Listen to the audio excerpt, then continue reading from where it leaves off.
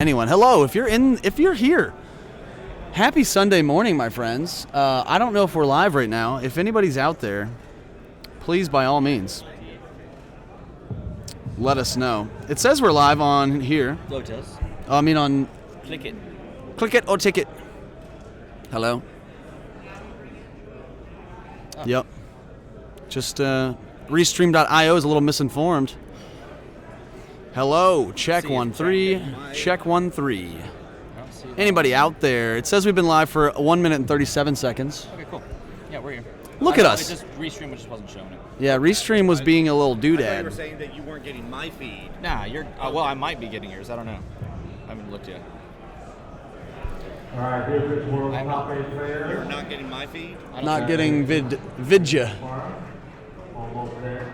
Yeah. Okay. So, it looks like everyone's ready to go.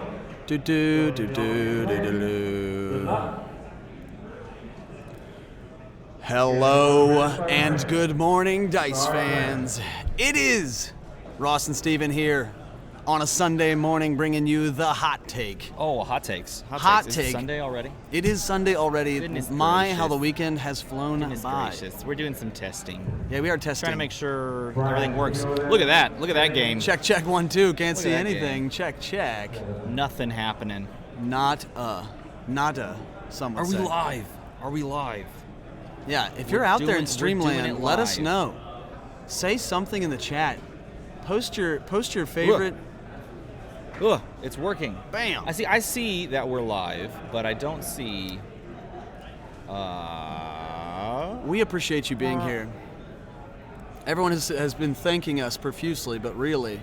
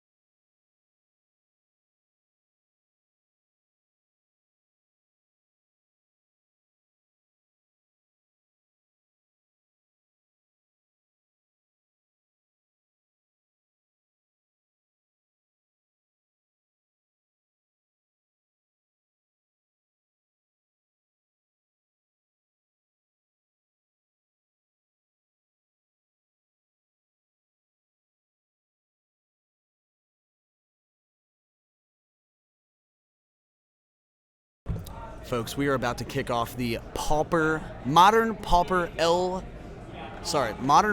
non-LCG format. It is only common cards from the collectible side of Modern. So no box sets, campaign boxes, or team packs. You can use the basic actions from those sets, but you cannot use any of those cards. Just commons from the collectible side of Modern.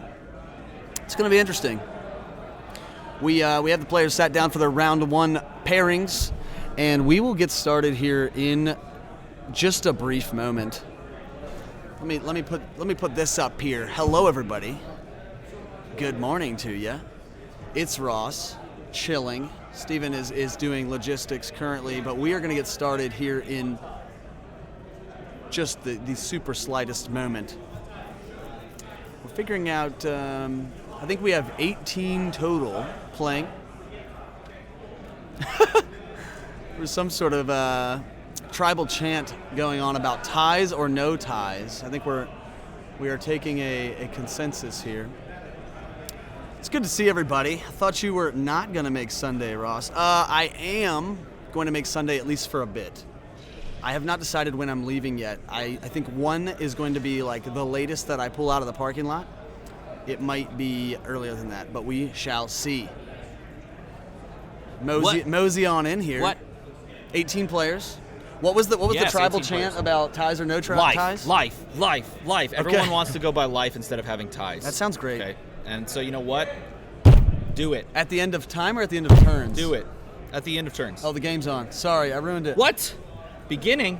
They're beginning. The round Oh. has started. Oh, okay. We have Ian Porter versus Charles. Where'd the lost balls go? Ian versus Charles. I don't remember his last name. Let's try to update that. There it is. Ah, the good. names. Laurier Joseph Burrell versus Ben Said Scott. We're watching the in the finals of. Wait, Oh, scratch wait. that. This is first round of Let's Swiss try this again. in the Pauper modern format. Yeah, what is Pauper? Can you tell us? Pauper is While they're making their purchases, what's Pauper, huh? you have to build your team from common cards of the collectible side Uh-huh. of modern, which is from the sets Guardians of the Galaxy, X-Men First Class, Mighty Thor, Batman, and Tomb of Annihilation. That's Pauper, eh? You can also use basic actions from the other box sets in modern. So Gotcha. Superman, Wonder Woman starter, Iron Man starter, Warhammer Ah. box set, Harley Quinn, etc., All etc. those other ones. Yeah. So they can add the basic actions from some of those. From Yes. all of the modern basic But it's actions, commons, man. but limited to commons Hey, of look. the collectible sets. GDM. We got a Green Devil mask out. That's Bodhi, I miss exciting. you as well. It's exciting. Look, we got Common Yanti, we got the Pepper Potts, the common one, the Common Hulk, Common Ooh. Firefly, Common Boom Boom. This is like, It's gonna be Woo. some bolts madness. this is a dangerous list. very, very dangerous. Look at it go. I'm feeling weird, guys. Two I'm feeling Hawk happy. girls. Sorry. Look at this. So this is the smallest turnout for all events, which makes sense because several people did have to leave yesterday. Yeah. Sunday morning is usually when the con is petering out a little bit because people are traveling back to their We're various just gonna have homes. some nice little pauper fun. Yeah, for sure, for sure. Pauper fun. That's a word, right? Or that's a thing, right? It is now. It This is now. Ian's turn. He rolls his action, which is big entrance. He's going to try to make a big play here, turn these 4 energies into maybe 4 purchases that go straight to the bag if he so chooses. Is he playing Big Entrance? How fun. That's exciting, man. Yeah. Did you know that Big Entrance is going to be reprinted with some brand new art in the upcoming Infinity Gauntlet set? I had heard that, and I have seen that. Well, how exciting. So next time he'll be able to, oh, maybe if he was at the preview draft, he could have Picked one up? possibly gotten a Big Entrance. That You're would be playing it pretty right now. swaggy if he was playing those prototype cards from last night's preview draft.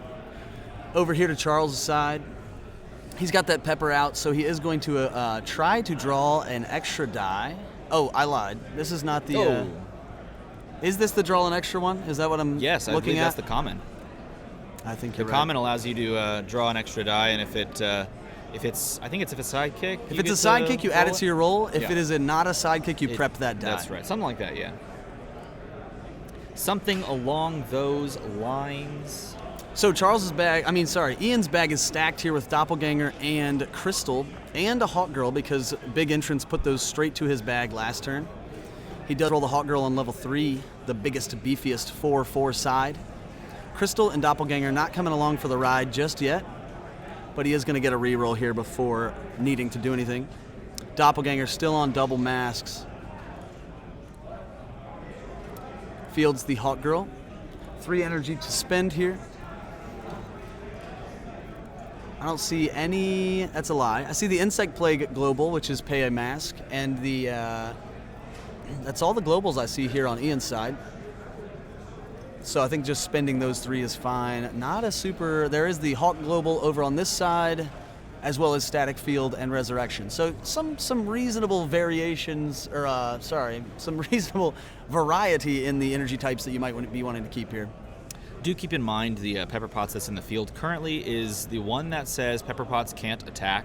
So whenever you count damage or trying to assign attackers and blockers, you don't have to account for the Pepper Potts. That is often very easily forgotten, particularly in formats like Draft.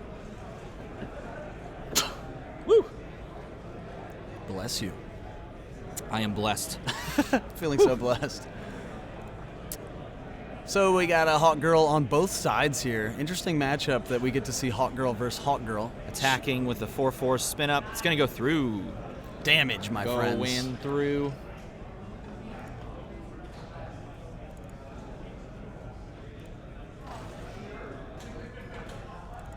Back to Ian's side here. He rolls a couple more sidekicks.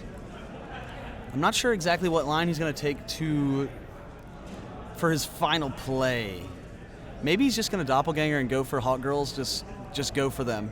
Just sell out to Hawk Girls spin up beat down.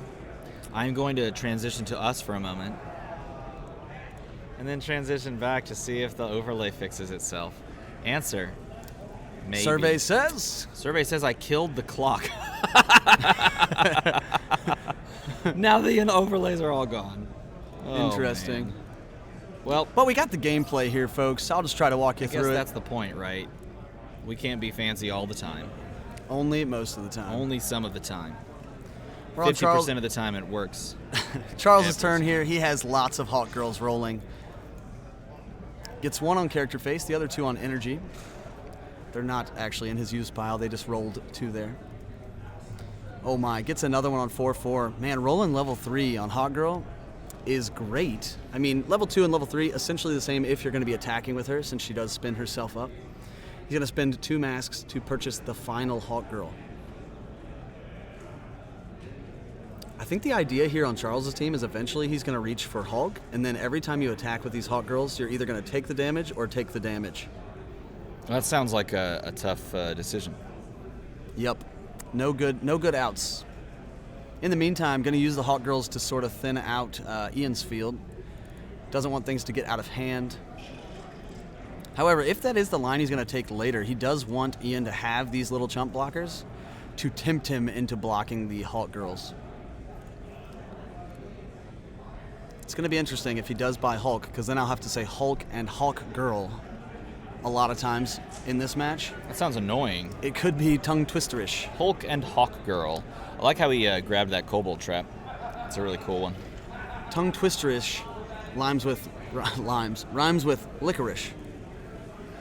Over to Ian's side, he gets that big entrance again. It'll be interesting to see if he wants to fire that off or if he kind of has done his play. I think you definitely do it here, right? Yeah, I think with You've the got with the the energy cost types. that he has, yeah. You grab Hawk Girl, you grab maybe Maybe Kobold just more Trap. doppelgangers. Oh, yeah, you could just stack up, couldn't you? You I need mean, to Hawk Girl's more value, I suppose. grab a Switch as well, perhaps. Switch has good stats. We're just going to pick up a Kitty Pride, maybe? Kitty Pride for The three. unblockable when attacking alone one. Interesting. I like how he's got the Yarn Bjorn as well with that so that he can double the printed attack on Kitty Pride, which is pretty cool. However, there is a static field global on the other side, so unblockable damage maybe not Not a great going to line, be is it? not going to be as effective. As we saw in the finals last night of the World Championship, when static field is there and you are able to generate massive amounts of masks, you just don't die. But I will say maybe that was a tad bit misleading because Ben was able to generate so many masks incidentally. He wasn't even really having to work too hard for that. Yes, sir. Would you happen to have a Sharpie? A marker of some sort. For energy. Does he reload yet? I don't know. Okay. Ian's still trying to figure out his line here with this big entrance rolled. You have not. Gonna re-roll here, try to get some different energy types. Sidekick, probably not what he was looking for there. But masks are good. Plays big entrance. Everything is -1 purchase cost and goes straight to the bag this turn. He buys 2 Hawk Girls and resurrects with that last shield. So both players have bought out the entirety of their Hawk Girl dice. And we have Ian Porter and Charles.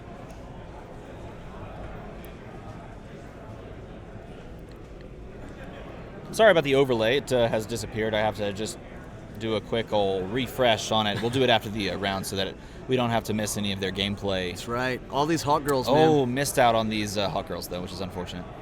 But does that open the door to buy Hulk now? You know what's interesting about Green the Devil Mask instead. Super yeah, that's great smart. buy against a big entrance team where you know that just swarming characters might be a thing. Yeah, Green Devil fundamentally, both of these teams are sort of go-wide teams. Anything that has 4 Hawk Girl dice Mask that have all been purchased. that have been purchased or in the process of being purchased, you can just go, let's go ahead and get that GDM. Let's go ahead and do that. I mean, look, there's 1, 2, 3, 4, 2 drops or less on this team. And then you got a 3, 3, 4, and a 4. This is not a team that's supposed to buy one thing and win the game. Yep. This is a team that's supposed to buy many things and throw them over the attack zone over and over again until someone gets there. So good awareness by Charles last turn. We'll see what Ian does here. His plan thus far has been get Hawk Girl on level 3, which is just happens every time it seems. He does get his Kobold Trap as well. I wonder what he would like that trigger to do for him. I think this is the uncommon. Oh, sorry, it has to be a common. It has to be a common, right? Has to be a common if we're playing in the Pauper format. Gonna field the 2 Hawk Girls. He now has 3 Hawk Girls and 3 sidekicks in the field. We know the Green Devil Mask is coming out from Charles, so we'll see if Ian tries to clear some field space here this turn, or if he's gonna wait one more turn. History would say he's going to attack. That one should spin itself up to 4-4. There it is. Blocks with a sidekick. No harm done. Charles trying to keep Ian's field as thick as possible so that Green Devil Mask explosion is as juicy as possible. There's the mask. The Green Devil Mask is the gray dice there in the middle of his reserve. He didn't roll that Hawk Girl die. We should go tell him that.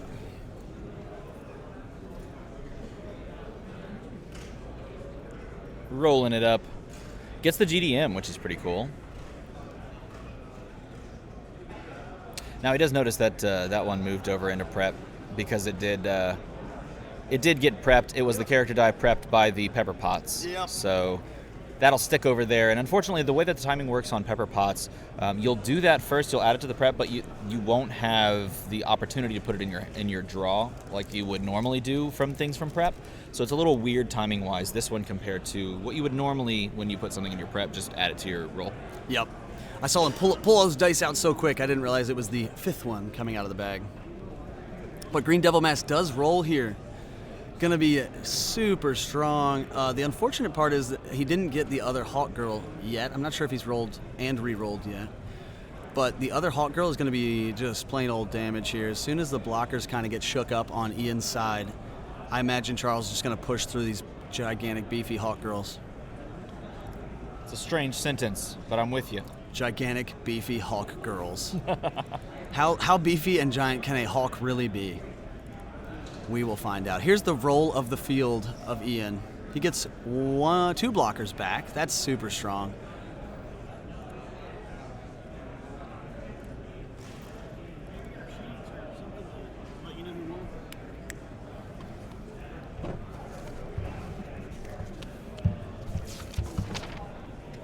Would you mind finding yours? You want me to hand them out? Attacks with the question and Hawk Girl. That'd be great. Blocks with 2 Hawk Girls.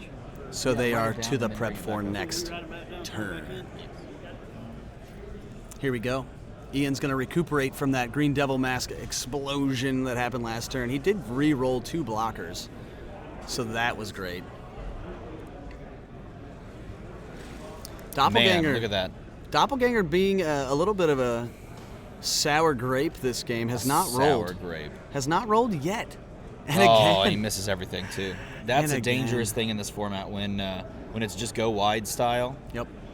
Luckily, because the overlays are missing, we can't really track life very well. But at the bottom, you can see his life is being tracked. He's at 16, but he's open to a lot more Yeah. if the push happens and he just doesn't have blockers, right? Yeah, if Charles rolls a couple more Hawk Girls, if he gets all 4 in the field, that's a lot of damage just for lack of blockers. There is a static field global. He's going to hold 2 energies in reserve potentially to protect himself from that craziness. He's going to take back that Kitty Pride purchase and actually go double Doppelganger. So not holding any masks in reserve. It could be a big ouch here this turn, depending on what Charles draws. I will try to be well aware of the extra die there that Hawk Girl just got pulled as the extra pull. This is his normal 4 coming out of the bag. He gets Green Devil Mask, which is not important right now, but in terms of Ian trying to rebuild his field, it will be much harder if that mask rolls. Yeesh does not get Green Devil Mask, but gets characters, which for this turn is maybe even more important. With all of his sidekicks in the field, he's going to be churning that Green Devil Mask every turn anyway, as well as attackers that go unblocked here. He tried to field the Green Devil Mask on its mask face. I know it seems reasonable, but it's not. Gonna push so much damage here. We'll see if it's enough. That's the game. Wow, 6 just wrapped sidekicks it and up. a whole bunch of Hawk Girls. And see, that's the beauty of GDM, right? GDM just kind of swoops in, knocks everything away, and because this is a go wide versus a go wide kind of matchup, you're just going to be going to be really trapped with, Right. when you just can't block Like you stuff. said, if everything gets rolled out and you are unable to re-roll it back Yeah. in, the game is so far slanted in your opponent's favor. particularly in that matchup, because both of those teams are trying to do that. Now, Exactly. we haven't looked, at least I haven't looked at the entirety of the teams brought to this 18-player Pauper, but I'm going to assume there's going to be a lot of stuff like that where low drop common characters looking to generally push aggro or burn. Yep. So you can expect GDM to be a really, really powerful piece going forward. So anyone that brought GDM, good on you, because there's not a ton, if you look at it, there's not a ton of really great common win conditions that are super high priced. There's like Hulk is probably Power the of most Attorney, expensive, you yeah. know, and any of the other ones that I can think of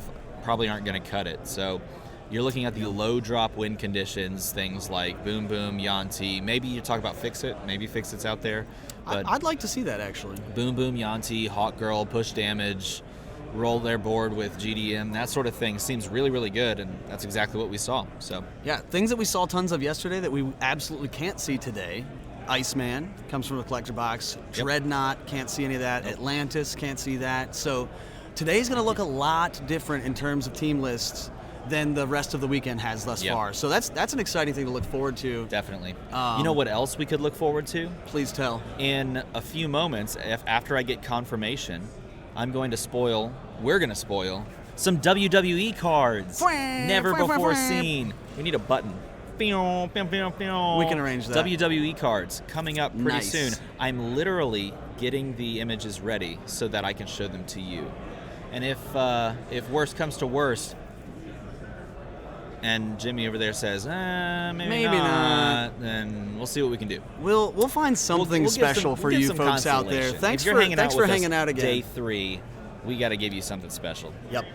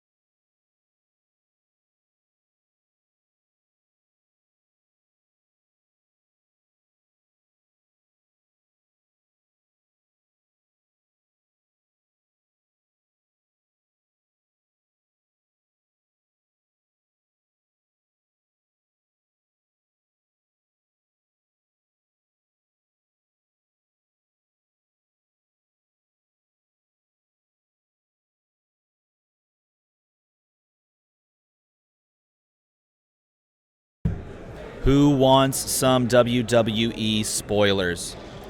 Come on, who wants some? Who wants the spoilers? Let me know in the chat and we'll throw some your way. If you don't want them, let me know and I'll just keep them. But if you want to see some WWE wrestling, let me know in the comments.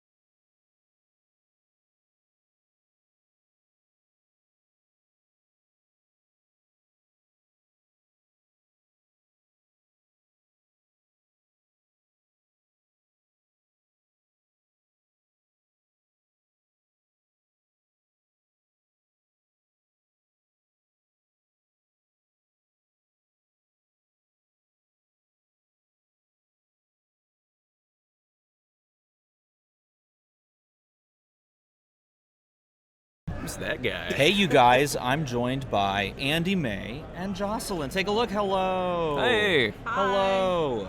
They're going to read and spoil some WWE cards because they finished their round 1 matchup here in Pauper, and I figure why not let it fly. Jocelyn picked up the win, right, Jocelyn? I did. Yeah. So, let's spoil some cards. WWE, I'm just going to start at the top. This one was spoiled at the fan event. Would one of you like to read it when I get it on the screen? Yeah, I'm absolutely. going to make it nice and big so everyone can read it nice and clean. I can do the This read. one's Should we share probably this the toughest microphone one to a little bit read. more? Probably the toughest one to read. Go ahead. All right, she's got Overcrush. Damage dealt in excess of a blocker's defense is dealt to the opponent. It's nice that every once in a while they redefine the keyword, by the way. Agreed. When fielded, reroll up to 2 target superstar dice, which Now- I'm assuming is going to be an affiliation. No, actually, Superstar Dice is just like in Yu-Gi-Oh! Where they called characters monsters, and just like in Got it. D&D when they call sidekick dice NPC dice, this is just a renaming of the word character dice. All so right. reroll up to 2 target character dice. So, once rerolled, we'll pick up right there. Each die that does not roll a superstar face goes to the use pile. Becky Lynch deals 1 damage to your opponent for each die sent to the use pile in this way. Major sidekick discouragement right here.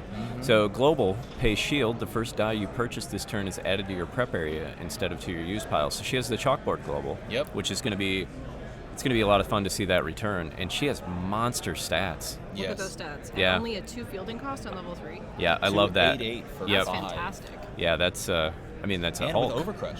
I like Because the that's picture exactly on what this you want, card. right? Yeah. Oh, she's a monster. And look, it's re-rolling 2 target character dice. You can pick. I- Yours or your opponent, right? Yeah, this is ridiculous and makes me wonder what the state of the game is going to be coming up, because some of the stuff we've seen spoiled is either cheap and huge like this, Yeah. and I mean at a 5 cost, this is a bargain. This is Absolutely. a 7 cost ability. Absolutely. So it kind of excites me that we're going to see a more back and forth attacking blocking yeah, game. more combat as Exactly. opposed to less ping and burn damage. Yep. Yeah. And it's going to be more about, do you get your stuff, and do you get your stuff in the field fast enough, and are I you already got it. do you have the correct economy to get to a 5 cost on, Yeah. your second turn maybe, or your Maybe. third? I like that So- they're calling them superstar dice. Yeah, that's kind of Yeah, fun, I think isn't it's it? fun Fits and it's thematic. really, really thematic. Absolutely. You ready for the next one? Let's Absolutely. do it. Jocelyn, it's all on you. All right. Boom. Bobby Heenan, the Weasel. So is that an affiliation there, Steven? It is, but I couldn't tell you which one it is because Okay, I didn't so get a some name. kind of mystery affiliation. When fielded until the end of turn, for each die your opponent assigns to block, they lose 1 life. Per Bobby Heenan die fielded this turn. Yeah. 2 cost mask. 2 cost mask. Yep. Yeah, I mean, it's not out of the question that you could have a couple of bigger characters in the field already, Yeah. and field 2, who knows, 3 of these in the same turn. Absolutely. Yeah, the 001 fielding cost definitely makes it doable. Yeah, for sure. And once you get those guys in, what does your opponent do? Especially if you're attacking with something with Overcrush, which it sounds like we're going to see quite a bit of Yeah, in the WWE absolutely. set. Do you want to lose life this way, or do you want to lose life another way? How would you like to lose your life today, sir? Yeah, like if you block, and it's not even blocking this die, as long as this die is fielded. Right. Right? Wow. Yeah. I can't wait for this set. Oh, I don't it know looks like anything so of much wrestling. fun. I know nothing about wrestling. I haven't watched it since the 90s. That but, was probably, actually, I think I go back to the 80s. I may Yeah. go back a little further than you. But I just love the way the abilities are, and like 2 cost mask for here we this, go. and losing life when fielded if Well- you block. Like it's definitely focusing on that aggro. Let's battle this out. You ready for the next one? Yeah. Take a look. And one more thing, a good chunk of this already is reminding me more of the AVX days where we actually had to attack and block. I know I kind of mentioned that before, but it's been a while since combat damage was the win condition Yeah. as opposed to all the burn. Yeah. So let's grab this. Booker T Ringside Announcer. This is one of our basic action cards. All opposing superstars must block if able, and you may declare blockers for your opponent, assigning 1 Oh per my attacker God. until all attackers have been assigned a blocker, then assigning the rest as you choose. Can I have that one right now, please? Well, the other wait, thing wait, is wait. you've got the global on there. Yep. You can pay the shield and decide who has to block. So Wow. I can attack with 1 overcrushing character and say, well, I know you're going to block with your best character in the Yeah. field, so that I can eliminate it, make you refield it. I want that right now. Yeah, This is the one that made me laugh the hardest. Or And then you this add is one that of the ones. add that in with what we just did with the last card, which I already forgot what it was. The name the of Bobby it. Heenan The that Bobby you take Heenan. damage for blocking. Lose life for blocking. Lose life, yes. Right? So like that's insane. Yeah, and I don't know, that's a That's weird insane. interaction It's because I don't insane. think you can make somebody. You get How to- would that work? What? The If paying I'm a declaring, cost thing. if I'm declaring blockers for my opponent, do they have to pay 1 life for each blocker I assign? No, generally no. I don't think so because you can't force someone to pay cost. That's what So I was. it wouldn't Yeah, So it wouldn't combo like work that. in that instance. No. That's okay. it'd sure work great with the first card we saw, though. We'll just But throw a Clayface in there. Straight up doesn't even matter because the fact that you can pick and assign Energy fields. you take away a phase of the game, right? You take away the declare blockers phase and you put it on yourself. You're playing solitaire and that is Yeah. crazy. Yeah, This card is so cool and it's a basic It action is. so it can go anywhere. absolutely. Yeah, Super awesome. I One like it. more? You want to do one more to make yeah, it 4? Let's do it. absolutely. Let's do John Cena. Shall we do some John Cena? I've heard of that guy. I've heard of him. I know that guy. Oh, I there he mean I is. don't know him, but I know of him. All right, let me get him centered and all that. There you go. John Cena, go. John Cena, you can't see me. 4-cost fist. Look at those stats again. A little bit more to field on level 3. 3 to field, but 6/4. When John Cena attacks, you may deal 1 damage to target non-sidekick superstar die. Yep. If that damage KOs the targeted superstar die, this die cannot be blocked this turn. So any of those 1 damage dealing or 1 defense, excuse me, any of Yeah. those 1 defense characters like Yanti or those Yeah. low drops, this just becomes an unblockable 6/4. That's The other awesome. thing is head back to that Bobby Heenan. Because I can deal 1 damage to Bobby Heenan here if he's on his level 1 phase. Yep. Or level now 2 next or, yeah, next level 1, yeah. next turn, guess what? I just ran John Cena through unblocked, Yeah. and now next turn I'm going to make you pay 1 life every Yeah. time you try to block something. Yeah. That's It's out of bonkers. hand. This is bonkers. What do I'm you so think about excited. these 4 cards? I am so excited. This Are is you- this is half a team. I mean, Yeah, this right? is Yeah. outstanding together. I can't wait to see the rest. These are Yeah. bonkers, yeah. Yeah. I've got like 10 more we're going to show, maybe 10, 13 more, something like that. So we're going to get to see a pretty good portion of the WWE set today. Awesome. Which is exciting. Very cool. You guys excited? So Oh, yeah. excited. I'm excited. I'm excited. This is exciting. All right, we're going to start round 2 pretty soon. So good luck to these Yeah, two in we their better go get second set round up. matchup. Thank you so much for having us on the stream. Thanks. Yep.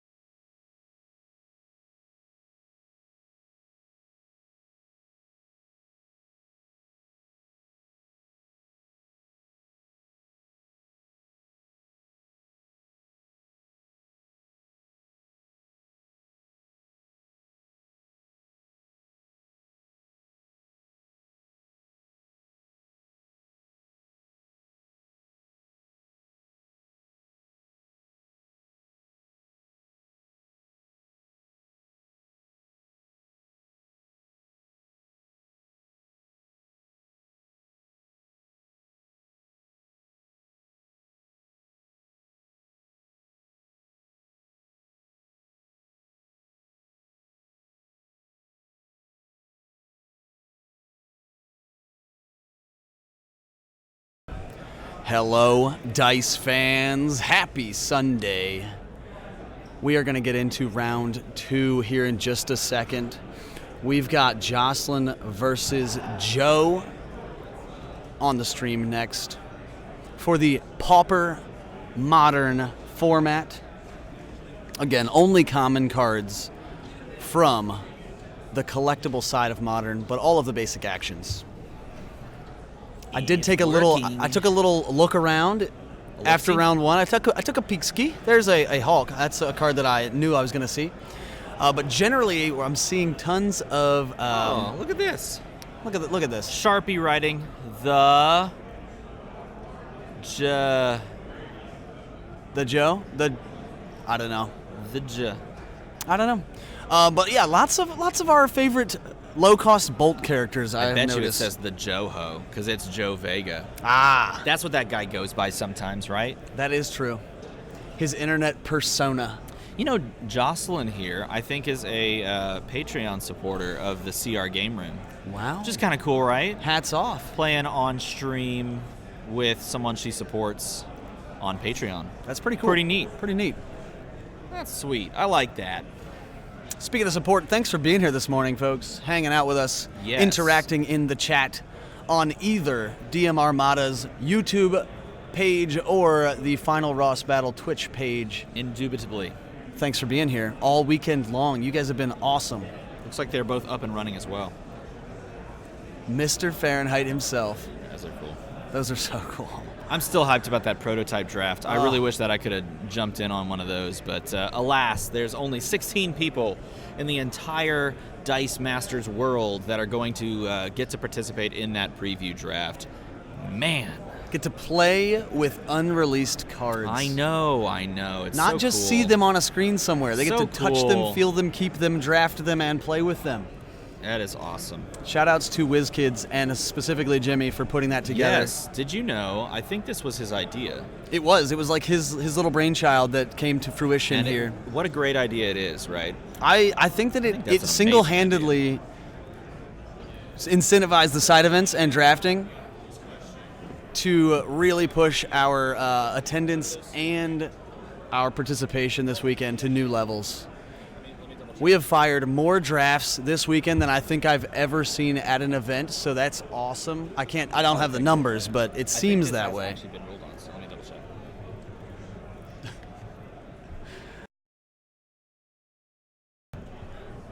Yep.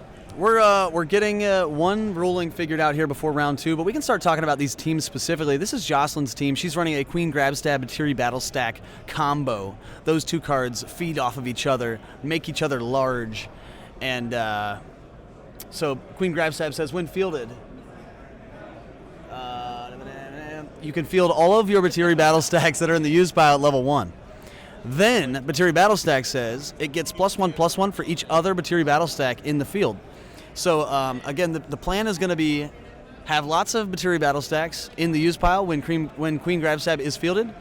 That way you can field them all for free, and they all get that buff at the same time. At the same time. She's also running that Green Devil Mask just in case things get out of hand. Scarlet Witch to control some of these action teams that I imagine we're going to see. Yanti Pureblood as sort of an alternate win condition. Polaris for some crazy global control. Madam Mask again for control. And Heimdall, I imagine, just for the global. Pay Mask, move 2 sidekicks from your prep to your, from your use to your prep. Pretty sure that's the way it works because you can't. What's that? You can.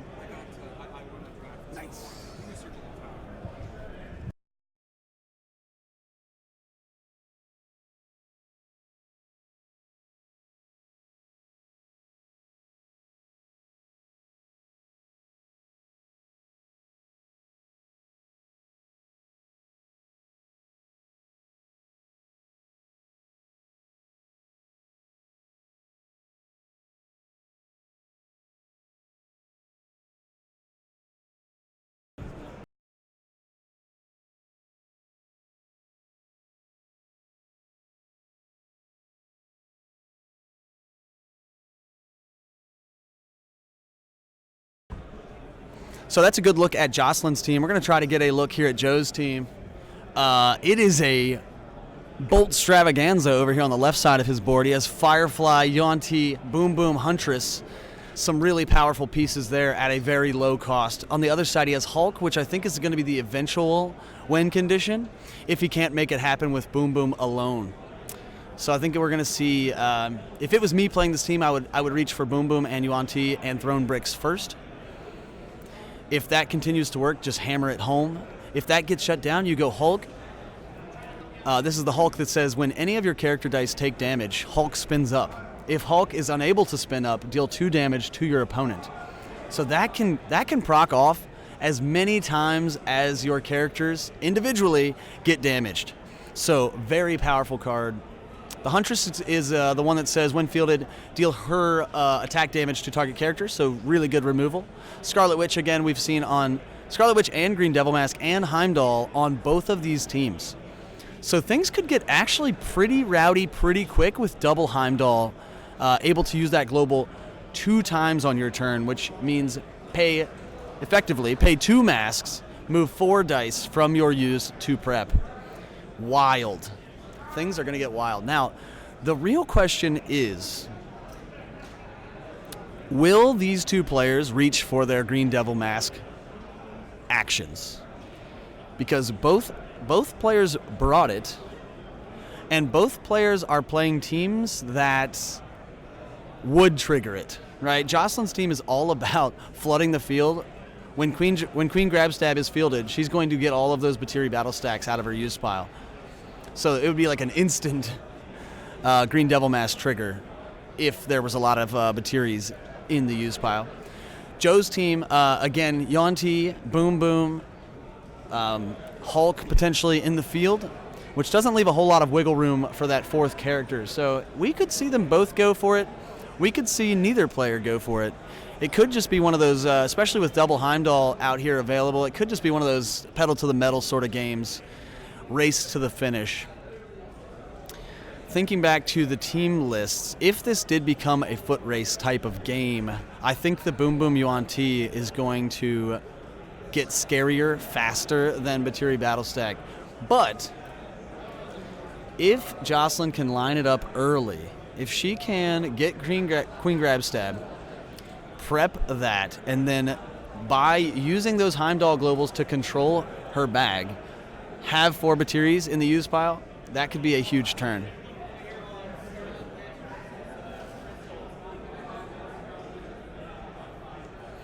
We are clearing up a Crystal and Scarlet Witch interaction for everybody here. I'll get Steven to explain that when he gets back, but he is letting everybody know what the precedent is. There was one question about it.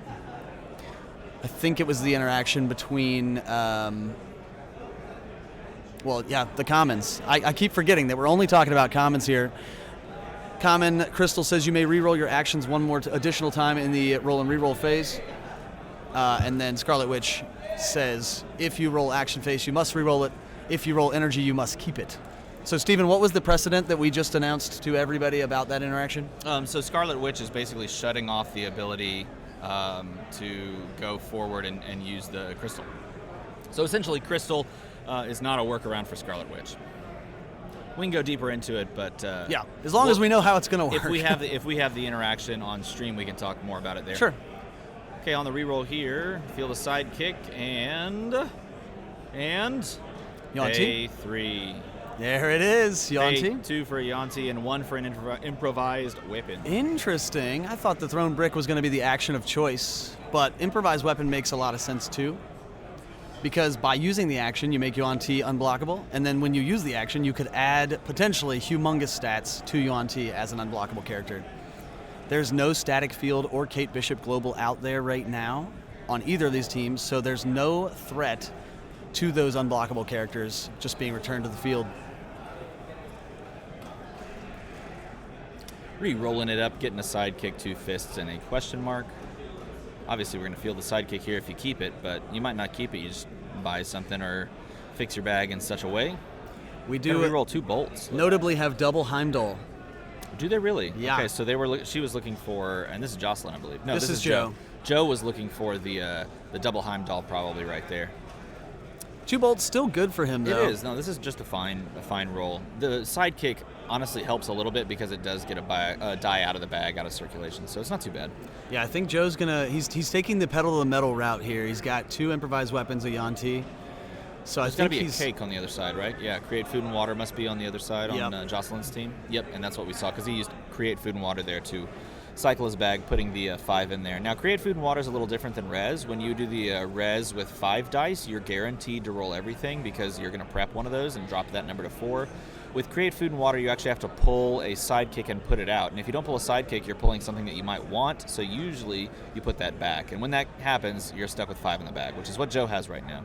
Switch goes out, Batiri goes out, passing on over. Scarlet Witch sneaking in there right before these 2 actions get rolled by Joe. Super fortunate timing for him, but fortunate for Jocelyn. Ooh, and then he sticks the 2 generics. So That tons of moment my, when- but he didn't get Yanti anyway. So not all, if he would have gotten How many improvised Hulks weapons, can he buy here? Can he buy 2 Hulks? 2, 4, 6, 7, 8, 9. He can almost buy 2. Close. Also, man. only still has 1 mask here. Can't double Heimdall, Pays 3 for a Huntress. which is going to be the switch removal. Pays 3 for a Firefly, I would guess. Yep, Firefly. He can't fix the back. He could technically cake on this turn and then cake on the next turn.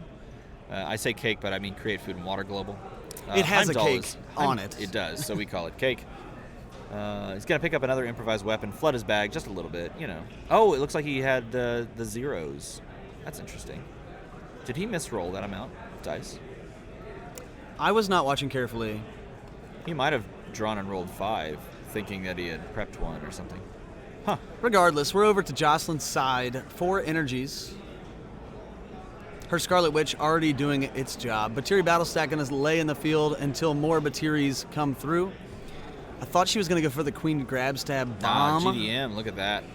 Yeah, so both players playing Green Devil Mask. She's the first to reach for it. Can we talk about how much Green Devil Mask has meant to the meta in this entirety of the weekend?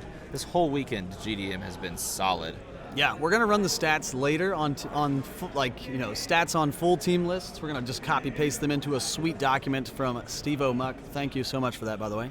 But I imagine Green Devil Mask ranks in the top 3 of cards we saw this weekend for sure. Yeah, making team lists. I would be. Yeah, on teams. Yeah, Sorry, that making wasn't it- clear. Yeah, exactly. I would be so shocked if it isn't because it has been so prevalent. Perhaps it's just been on the higher tier team list, the ones that are winning more, and that would definitely lend itself to being an important card on those teams. Paying for the Heimdall. Trying to figure out what else you're going to do with all this energy because you missed the Firefly and Yep. you're stuck with Switch not triggering. However, Improvised Huntress weapons, no was fielded, and I think it did remove the Scarlet Witch, at least for the remainder of this turn, till Jocelyn can re-roll her. Which is the unfortunate thing, right? Because Scarlet Witch hurts things in the roll and re-roll steps, so you don't have any counterplay until the Avengers Infinity Gauntlet set comes out, and you get that 6-cost Hulk that can bring stuff in before the clear and draw step. You bring a character in like a Shriek or something, pop it down, and then just jam out some of those actions unimpeded because of no text on Switch. All of a sudden, hits before the clear and draw step. Pretty cool new card. Check it out. Yeah, I heard a player that played in the preview draft yesterday had that card, and I was super excited to hear how it went. He also had the Block with wind-fielded. sidekick. What did he say it was? He did have a wind-fielded ability that he was able to use at the very beginning of his turn with that action. No way. Did he really land it all? That's pretty sweet. Scarlet Witch is back again, gonna sort of tie the hands of Joe. Didn't roll Green Devil Mask on action face yet. I think Jocelyn has not re-rolled yet. But Scarlet Witch really the key here in terms of shutting down the damage output anyway of Joe. The Green Devil Mask is going to tie his hands in a different way by, just making him play around that character limit in the field. Yep. That is exactly right. So is Jocelyn going to... Did she... she's going to keep the 2 masks. She didn't re-roll the Interesting. GDM. She wants to go for something big here. Well, let's see. What's her purchase going to look like? Maybe she just keeps that for No, there's really no globals. You're gonna No use those static masks field. for. There's 2 Heimdalls. I think the static field is on Joe's team, or no, that was the last round. Yeah, last round. But you can't use Heimdall on your opponent's turn, and there's nothing in the used right now. Yes. Because That Jocelyn is just the best kind of person, using the transit or the in transit on top, transition Used zone on pile top, on the bottom. used pile on the bottom. Polaris. She knows what she's about. Picking up that Polaris. That's the purchase. I don't remember the common Polaris's text. Well, let's take a gander. I get it mixed up with hey, the look at this. We've got a Polaris from the wind box set. fielded effect that's going to trigger and at least deal 2. Yeah, both of those actions stuck on double energy. And no more Yanti, so can't roll that Yanti up. Yanti being... Gotta swap out the die. Gotta pull the Ben Scott and swap the die. There you go. Just make sure it's cleared with your opponent first. Hey, I'm just going to switch this die for a different Yanti die. World championship status, you might not let your opponent do it. You really like the way it's rolling, but otherwise maybe not. Common Polaris is the one that says while she's active, when an opponent uses a global or action die, your character get +2/+2. Your character dice, that is. Get +2 defense. +2 defense. Did I say +2/+2? Yep. That would be crazy. That would be bonkers. Don't do that one. +2 defense is much different. So, why would +2 defense be all that important against Joe's team? Well, I don't know, but it does have good stats, so maybe she's just buying it for the stats. Who knows? True. Going to prep all of those dice. Shake, shake, shake it up. And we get a sidekick that burns. All right, I would assume he's going to pay to field the Firefly pop for 2. Ping, 1-2. See if he pushes and does some damage. Yeah, I imagine you keep this Firefly moving as quickly as possible. You need to. Both of these are wind fielded effects, so you could technically push the Huntress and the 4/4 Firefly. And he's going to push 2 sidekicks because why not let it fly? And Green Devil Mask. You know, you don't want to get caught with exactly your right. caught with your sidekicks in the field, if you know what I'm saying. You got to get those things out. Though, you know what? You could actually just leave the sidekicks in the field and let the sidekicks reroll if you wanted. That might be just an easy way to dance around Green Devil Mask. True, true. Just say, hey, yeah, you can reroll my sidekicks. My bag's going to refill before it triggers anyway. However, But now we when did assume. now when it goes off, he's actually going to get those wind fielded effects back into his used pile if they unroll. That is correct. We aren't going to see the GDM cycle around in this turn, obviously, because you have to do the bag refill next turn. See, she's going to keep the Batiri on the double fist? No, she's going to reroll it all. And picks up the Batiri, picks up the sidekick. Plenty of things to Heimdall here. Yes, that's right. You want a double Heimdall, definitely. Pay to field the Batiri, and then Heimdall seems just fine. Move 3 dice over. So There 2 it there. is.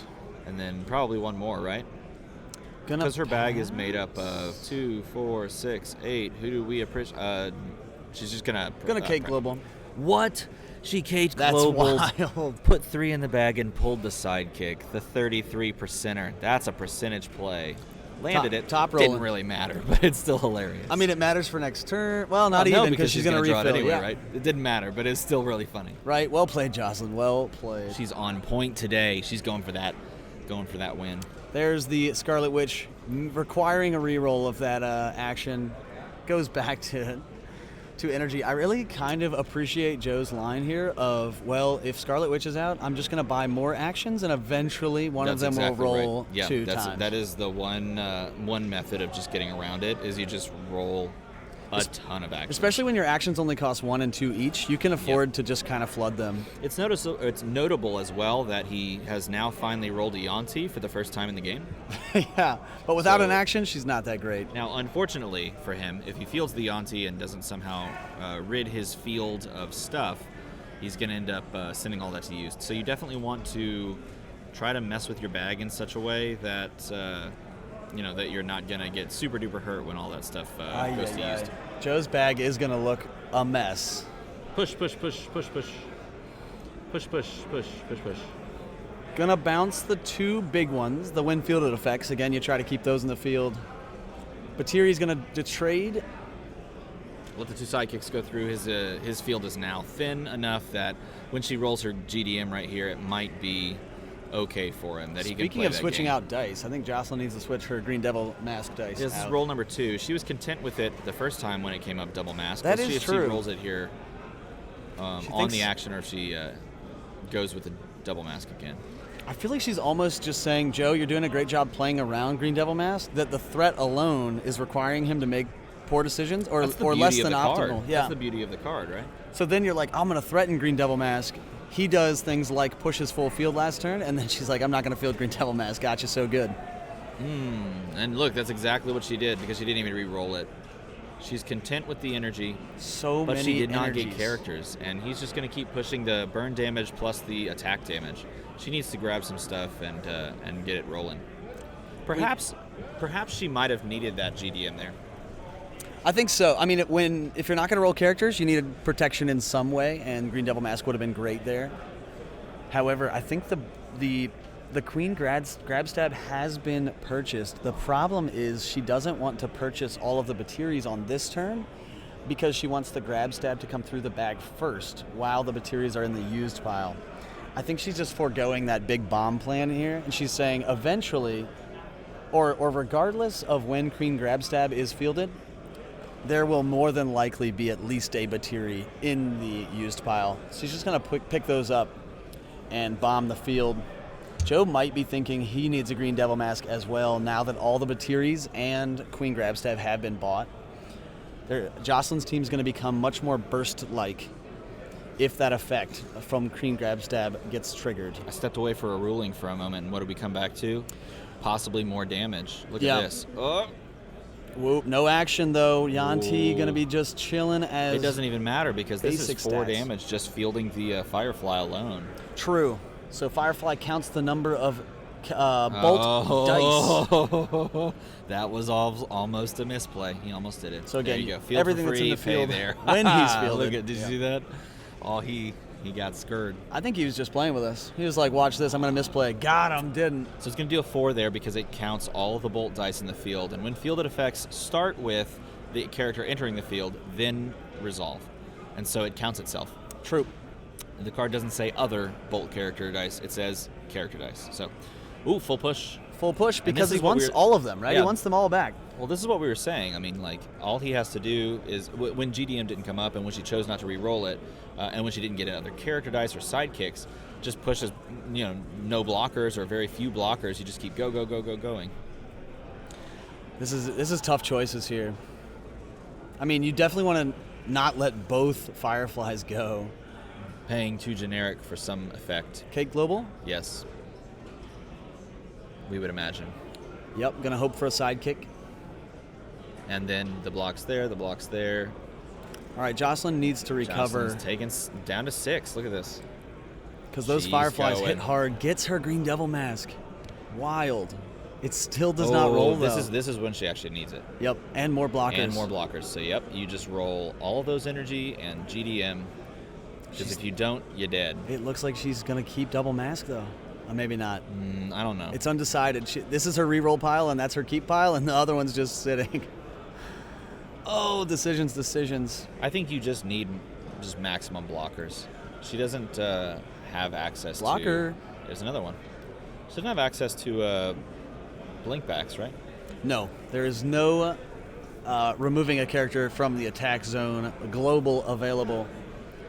Her Madam Mask would really go a long way here in terms of shutting down Firefly. It would, but it's just too late now. Right. She's at 6 life. That's one more proc of like a Firefly with a decent board, or 2 Fireflies, of which she's already purchased, and Right. you're dead, But one thing about Huntress... That's 2 Bateri battle stacks there, by the way. Oh, nice. One thing about the Huntress removal that Joe's been using is that it would not kill Madam Mask. She has a 4 defense side. It doesn't matter because it shuts off when fielded effects. Oh, right. Wouldn't even have to worry about it. Oh, the double finger point. Classic finger guns. The old point from the Joe Vega. Look at him go. Finger guns Joe. Two Such actions. a classic competitor. That's right. He's now going he to have has to to re-roll reroll the the, blue action. The blue one. Not sure. It's one of Jocelyn's. Throne Break. Oh, lies. Lies all around. And it does the It does the switch thing.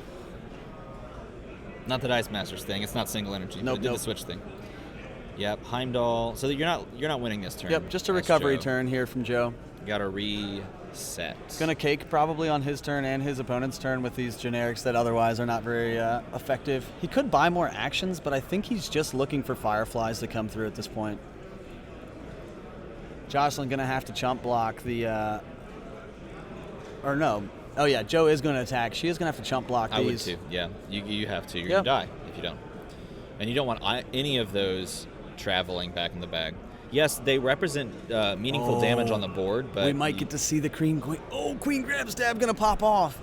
She's going to get all these Bateries from the use pile. That is true. And they buff each other. Look at it go. Look at it go, fam. Now, it does mean blockers, but it doesn't stop burn. She has an upgrade proton cannon as well, but nothing that really has... I mean, the Bateries are going to get reasonably large. Reasonable. But on level 1, they're not that large.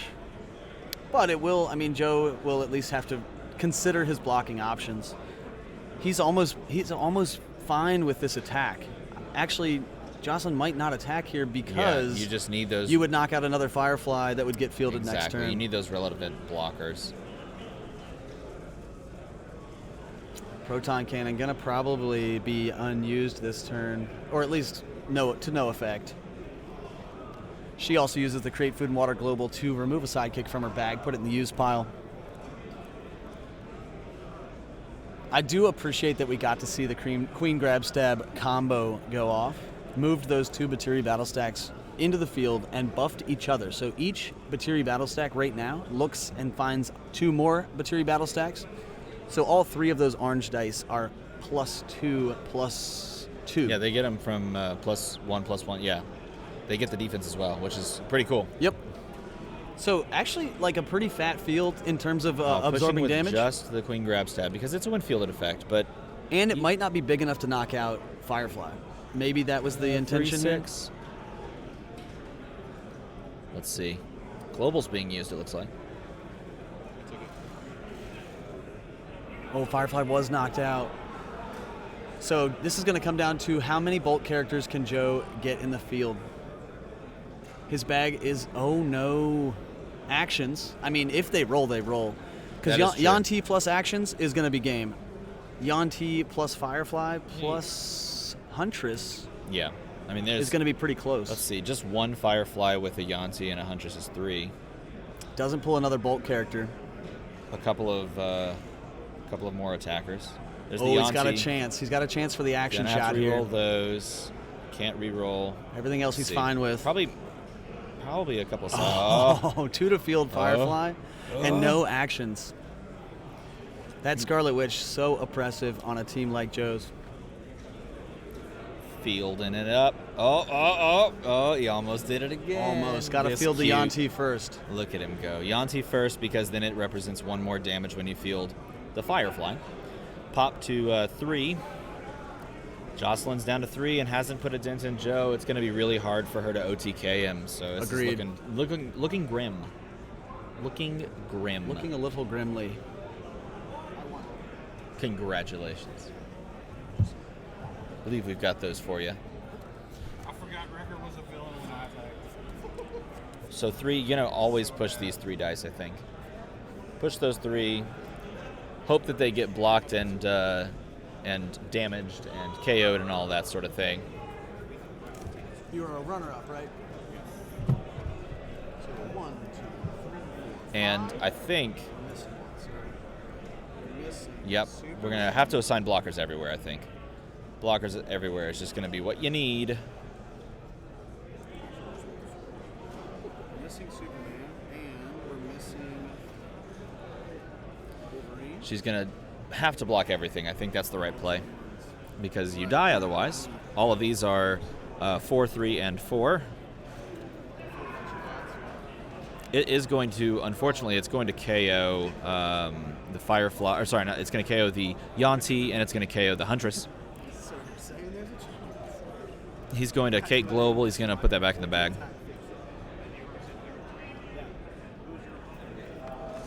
Chris. Then he's going to use some Global, but it's going to pop things off. Everything gets KO'd. What did I miss? What did you miss? You missed Joe setting up to win next turn by KOing all 3 of his character dice. Yep, just needs Bolt characters and Firefly. Also, shout out to the Hamilton musical. That was what I was referencing there. Apologies for the camera being on this one, so we can't quite see all of the energy dice, but we're making sure that all players that are here get a raffle ticket to be entered into the preview draft, which is going to run concurrently to this. I think they're going to try to run that while this goes on, so everyone has a chance to do what they get to do and not have to miss things like flights. Like getting home on time. Yes, that is certainly something to consider. Well, Jocelyn has more battle stacks in the field. The problem for Joe here is he has no field. She can push like a fairly substantial amount of damage. I wonder how much damage. Let's see. 3, 4, 5, 6, 7, 8, 9, 10, 11, 12, 13, 14, 15 damage. Does she have a pump on her team? Oh my, she has 4 fists over there pulled away. Does she have a pump on her team? Did this just come down to a 19-point swing? 1, 2, 3, 4, 5, 6, 7, 8, 9. Each of those get +1/+1 for the other ones. 10, 11, the 12, Hulk, 13, Hulk 14, global. 15. I'm pretty sure Hulk is on 16, 17, 18, 19. So if we're counting correctly, that's 19. Oh, man. Depending on what else is on those other dice, it might just straight up be 19 damage. She pushed it anyway. Oh. Or I don't even know who won.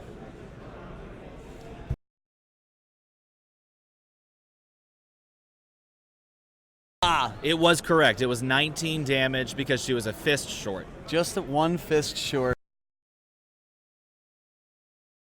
So Jocelyn doing what she wanted to do with this team, which is push giant damage with So those Patiri battle stacks. Joe's life total right now is 1, and Jocelyn's is 3. And that's the game. Yep. All you needed was a character. Well, You got it. 2 bolt characters. Now let's see. He needs to get. Is Joe going Oh, to? because she has no field. I understand. Yes. Is Joe going to Go for the swag? Oh, no. Didn't go for the was swag. Was he gonna gentleman's concede? Who knows? Who knows? But actually, we do know he didn't. We know exactly. That was a fun one. Went back and forth, and let's transition back over here. While these lovely gentlemen next to me tear tickets. Ripping the tickets. These It's are the raffle time. It's preview draft raffle time. And take a look, everybody. Little did everyone know, it's raining raffle tickets. It's raining golden What in tickets. the world? Little did everyone Man, know. things I didn't know that I needed until it happened.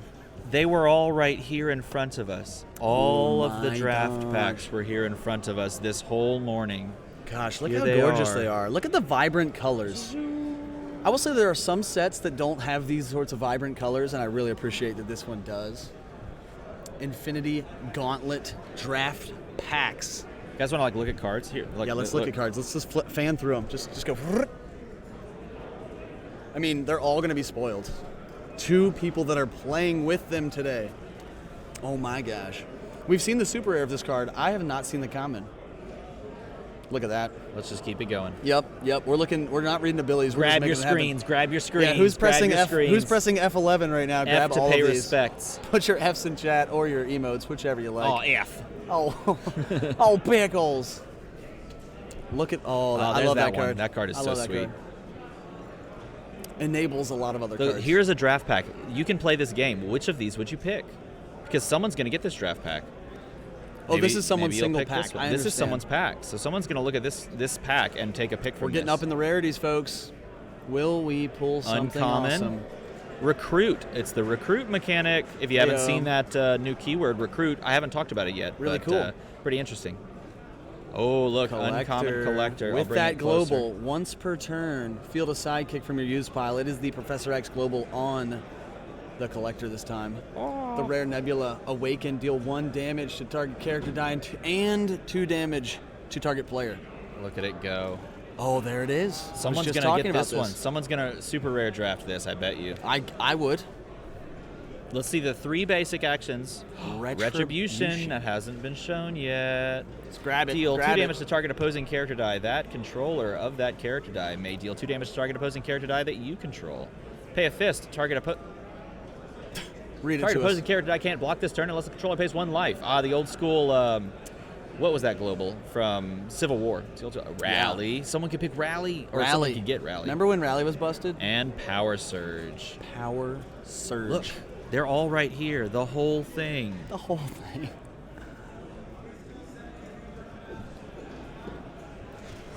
Well, that was exciting. What did you guys pick? If that was your draft pack, what is your pick from those selections?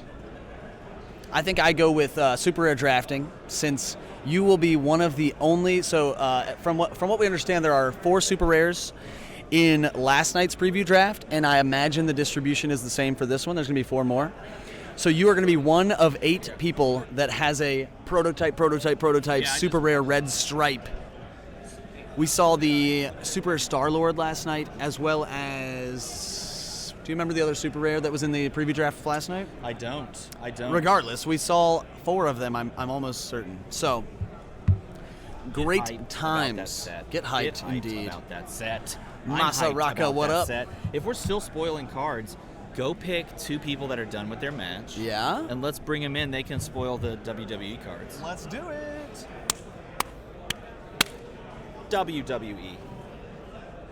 Who remembers when it was WWF? You guys remember that? Pepperidge Farm remembers. Pepperidge Farm. Did they play each other? Find people that haven't been on stream yet. People that haven't been on. Just some people. If they're done. If anyone's done. Hey, oh no, they let's go. Let's go. Let's go. Card spoiler coming up soon.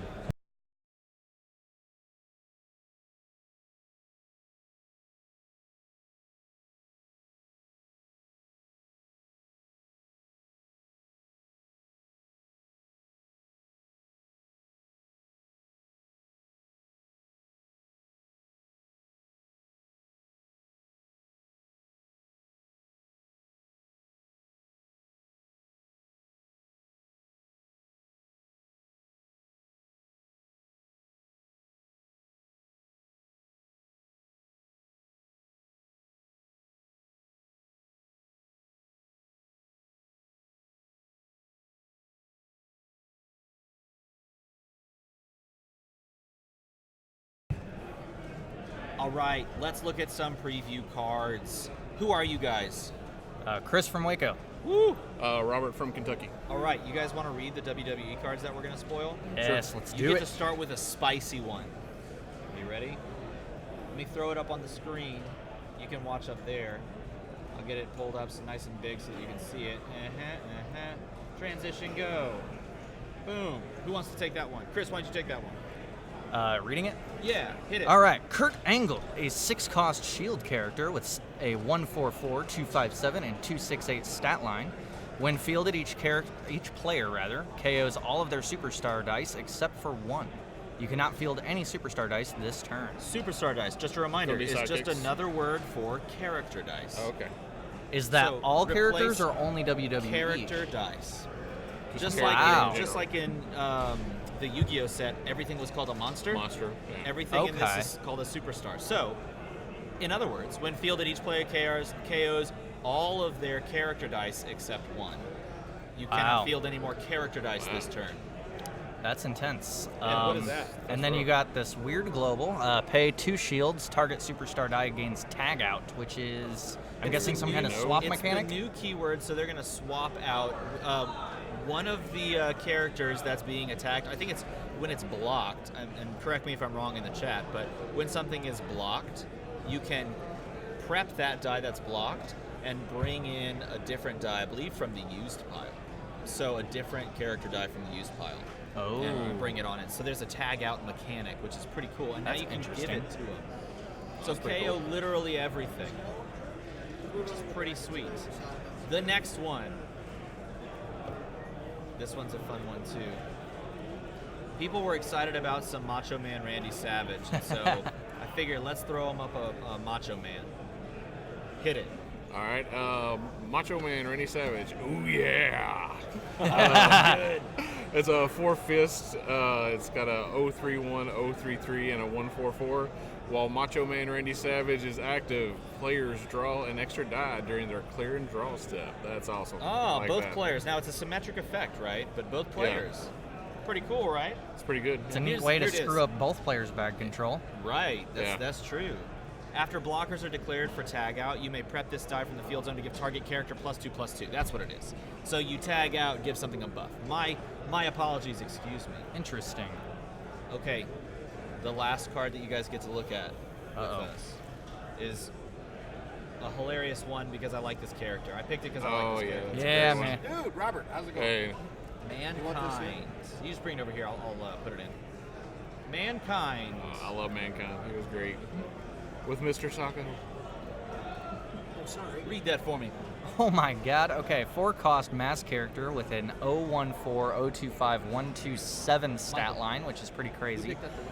And then each of your Mankind Superstar dice get +1 attack for each You of your did? sidekicks This in the says, field zone. He won. Ian won. Oh, I messed up. That's not bad. Ian's paper That's says- not bad. Fielding costs are great. Nice fat butt on him. Yeah, he's got a big back end on him, so. Which, Pretty of cool, course, right? Of course, Yeah. Mankind did have, he was a pretty good sized guy, so. And the toughness is really good for him because, I mean, who was probably So you had one of it the down toughest as something that you wrestlers? wanted. Yeah. I mean, Yeah, absolutely. he Very thematic. Falling off the thing, off the steel cage and through the table and still getting back up and finishing. I mean, that's just, he was insane. So, yeah, him having a big butt on him makes a lot of sense. Very thematic. I I'm love pretty it. excited. Yeah. What do you guys think? It's pretty awesome. It's like a I like that they have Mr. Sacco on the Right? image. That's, yeah. What do you think about the cards in general? Just like WWE said, that sort of thing. What I've seen. ridiculous. Yeah. Good. Ridiculously good. Yeah. We spoiled some right before this with Andy and Jocelyn. Did Oh, you I see didn't get to those? see those. No, I don't think I was did. playing in draft, so. Okay, you got to see those. Duck out and find the screen grabs. I think someone screen grabbed them. Okay. Worth it. Highly worth it. All right, let's transition away, and we're going to hit up round 3 of the tournament. Say bye. Bye.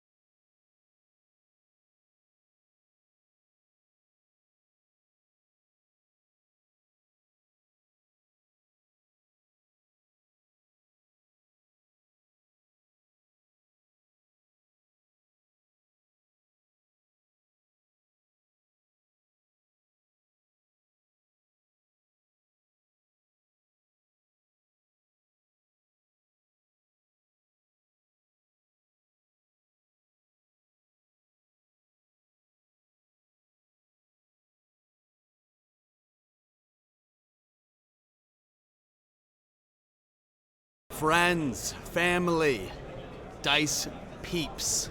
It's been fun. It's Ross. I have to sign off because I have to drive 12 hours home to Virginia, fam. When I get home, it will be tomorrow, and I will have to teach children. It's been really fun. Worlds has been a world-class event. Thanks for hanging out with us here on the DM Armada YouTube channel and the Final Ross Battle Twitch channel. If you have not subscribed, subscribe on YouTube, which is equivalent to following on Twitch. So those are both free things that you can do to show your support for the stream, for the rising presence of Dice Masters in a content way. Thanks for hanging out. I've got to go. Unfortunately, there is more action that Steven is going to take care of. Steven and Ryan, you are in great hands. I will be in a car listening to podcasts that I need to catch up on. It's been so fun. Again, thanks for hanging out. Ross signing off. Bye, y'all. Love you, mean it. I'll still be here. Yeah. Bye, him. Bye. Bye.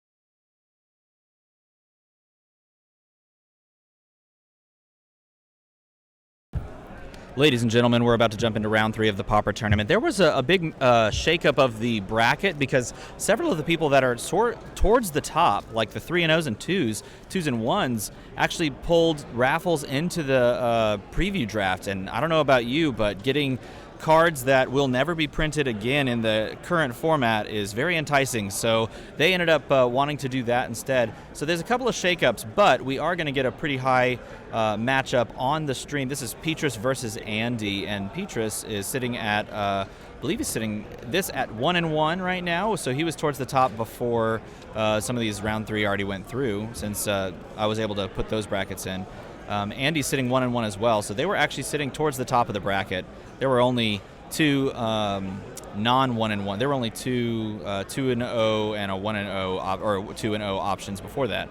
3, excuse me. Joe is also 2-0, so they're towards the top. We just saw Joe's, so I thought we'd mix it up.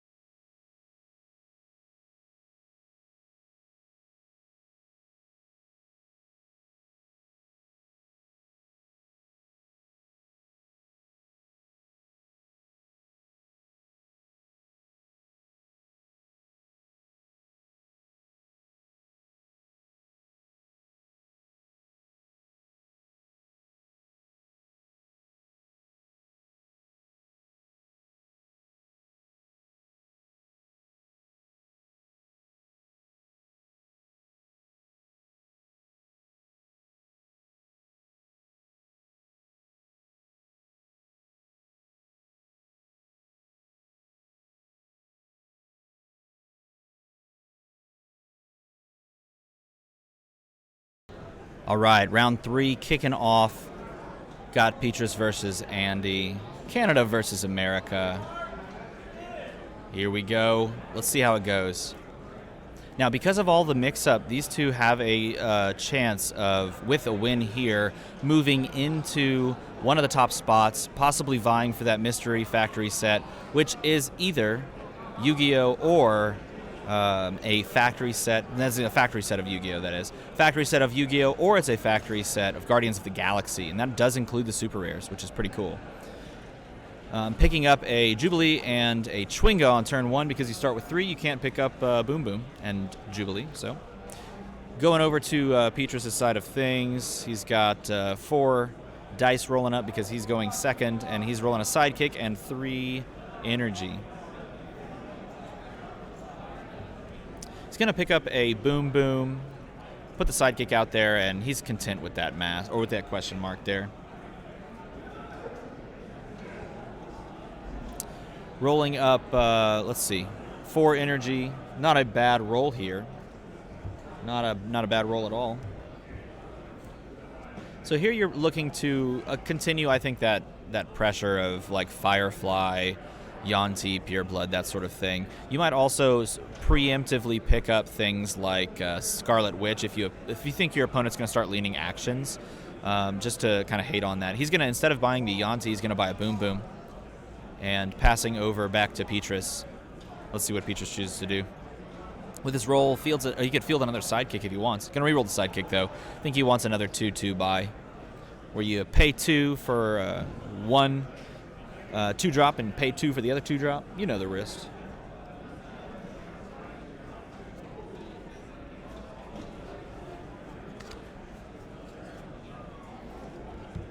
See what he does.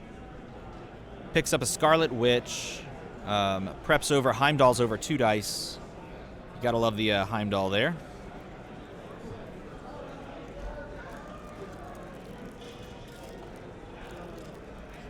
Over on Andy's side of things, he's got the 0-1 Chwinga. This is the Chwinga that has to attack on, I believe, level 2 or 3. So you get the 0-1 side, which doesn't have to attack. That's perfect if you want to set up Swarm. Let's see. He's going to keep it because it is perfect if you want to set up Swarm. And he's going to pick up one of those Throne Bricks as well. We did see Throne Brick purchased by Petrus last round. Scarlet Witch is purchased and is rolling, but it comes up double bolts, which is not great. Gonna re-roll everything. The 2 sidekicks is pretty good. Excuse me, 3 sidekicks. That's pretty good. It's gonna thin the bag, and that's what you need in this sort of rampless format that is Pauper. Pick up the Scarlet Witch, which is also very, very good, and you've got your Boom Boom. Unfortunately, not rolling, but it's kind of a weird thing. If Boom Boom comes up there, you're gonna pay to field it, and in this exact scenario, it would have worked because you didn't have to pay to field Scarlet Witch. But Scarlet Witch, you got 2 out of 3 times you got to pay to field her. So it worked out okay, pushing a single sidekick. If he blocks with the Chwinga, obviously the Chwinga dies. So I would imagine Chwinga's not going to block. He's going to pump global, take 2, he says, over to Andy, and Andy takes 2. Keeping that Chwinga in the field is great because it allows you to swarm.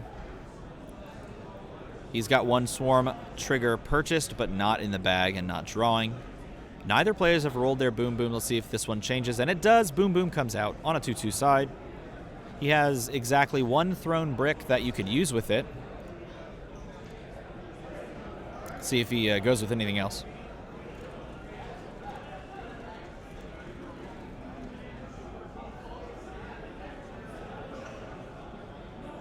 He's going to prep those 2 over with the Heimdall Global. Then that rest of that kind of floats. Doesn't really do much. I would imagine you just pass on over. Gotta love the moose crossing, the syrup pool, the prep area. This is just a hilarious mat, this whole thing. Oh, not a great draw. It's funny because he thinned his bag out pretty well by fielding sidekicks. More sidekicks. Fielding them out.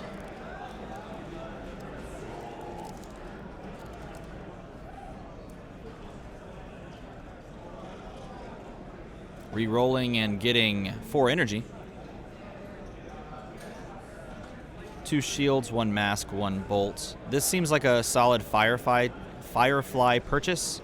You can't use the Heimdall, which is a bit unfortunate, but you grab that Firefly and you're probably pretty good to go.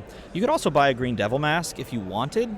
Huntress is an option. Yuan-Ti is an option. You do have, if I remember correctly, Petrus does have 2 actions purchased. But I know at least he has 1 Throne Brick. I would imagine he has both of those other Throne Bricks since all are gone. He's going to pick up an Investigation, which is great with the fact that he's got Boom Boom in circulation, hoping to try and just deal crazy Boom Boom damage. Passes on over, floats that energy. It's not going to do anything, and it's over to Andy. Andy rolls the Jubilee. And this is the Jubilee. Awaken, deal 1 damage to all opposing character dice, and he has Energy Field to do the spinning. It's great for KOing things like Chwinga, but Chwinga's on his team. And a bunch of the 2-drops that are out there. He can't re-roll that action die because Switch is active, so he fixed that accordingly. Picks up the Firefly on his side. Chooses to pay in that way instead so that he can keep these masks and Heimdall. I think just one Heimdall is active in this game, so you can only use the Heimdall Global once. But once is oftentimes just good enough. Use it, get your 2, be happy.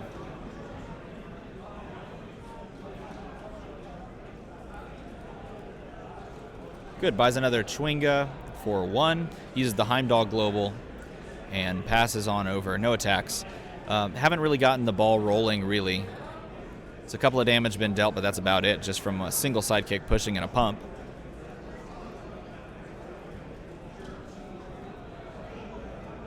Rolling everything up, you got a bolt. You got double bolt on the on the boom boom that's just not rolling. Let's see if it comes back this time. And it does. Just got given an extra little go. The thrown brick is active. Got a shield +2. What are you buying with a shield +2? Really not a lot, because this is very much, in a sense, it's very much a mono energy team. I mean, the only one that you're stretching for that's not a Bolt character is that Green Devil mask, and you maybe could buy that Hulk, but you don't really need to. You can just get everything done with Throne Brick, Investigation, and any combination of Boom Boom, Yanti, or Firefly once you've bought those other 2. So very much a mono energy team, which isn't really looking to use shields. Pay the shield, obviously, to field.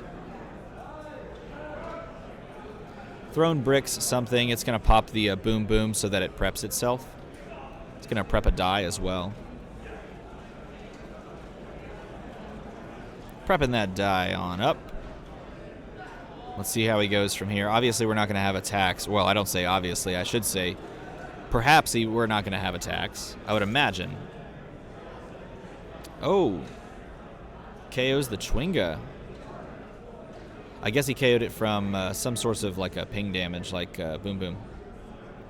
Because I think he had that Boom Boom active. So instead of dealing it to the face, gets the Chwinga down so that Swarm doesn't trigger there, which is a good play because there's the Swarm trigger that would have occurred.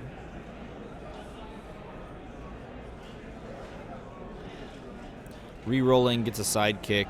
That Chwinga is going to be forced to attack because it is on level 2, I believe. Fields a sidekick. The action there is stuck yet again for Andy because switch. Gonna pay the 2 for a raised shields. Oh no, excuse me. He's paying 1 to field. He reached over and raised shields, but he grabbed the 1 generic so that we can see that his 2 is now split to 1. Picks up a Firefly and a Chwinga, it looks like. And he's doing some spinning down using the energy field, which is a really, really cool ability. You use energy field to spin down the Chwinga so it doesn't have to attack. You spin up the Jubilee, and that KOs all of those sidekicks because it deals 1 to the board. What a cool little trick to keep your Chwinga low so that you don't have to worry about it being forced out. I like that team build. It's really smart. Picks up another Jubilee. You could technically just like put 2 Jubilees out there if they're on differing faces, or if they're, one of them's not topped out or bottomed out, you can just flip them back and forth and back and forth. As long as you have some masks, you can deal a lot of damage to the board and then just push physical damage, which is really cool for a burn team to be able to say.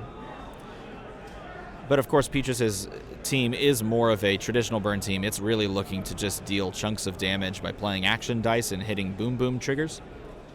Whereas it looks like Andy sort of made things go down the middle, if you will. It's sort of split down the middle. He could go one way, lean one way, and push physical damage, as I talked about, but he can also do the boom boom damage. Man, this switch has done work, and he just rolled 5 sidekicks. That is ridiculous. I mean, he was rolling a lot of dice to begin with, but 5 sidekicks off the roll and re-roll is absolutely insane. Who needs bag management when you just don't have a bag? That is bonkers.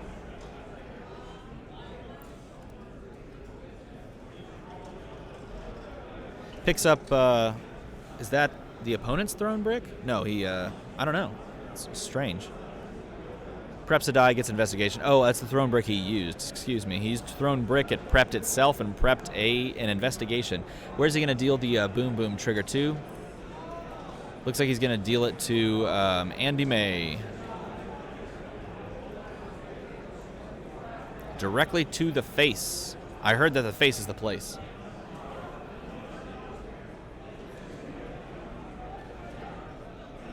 Rerolling gets a shield.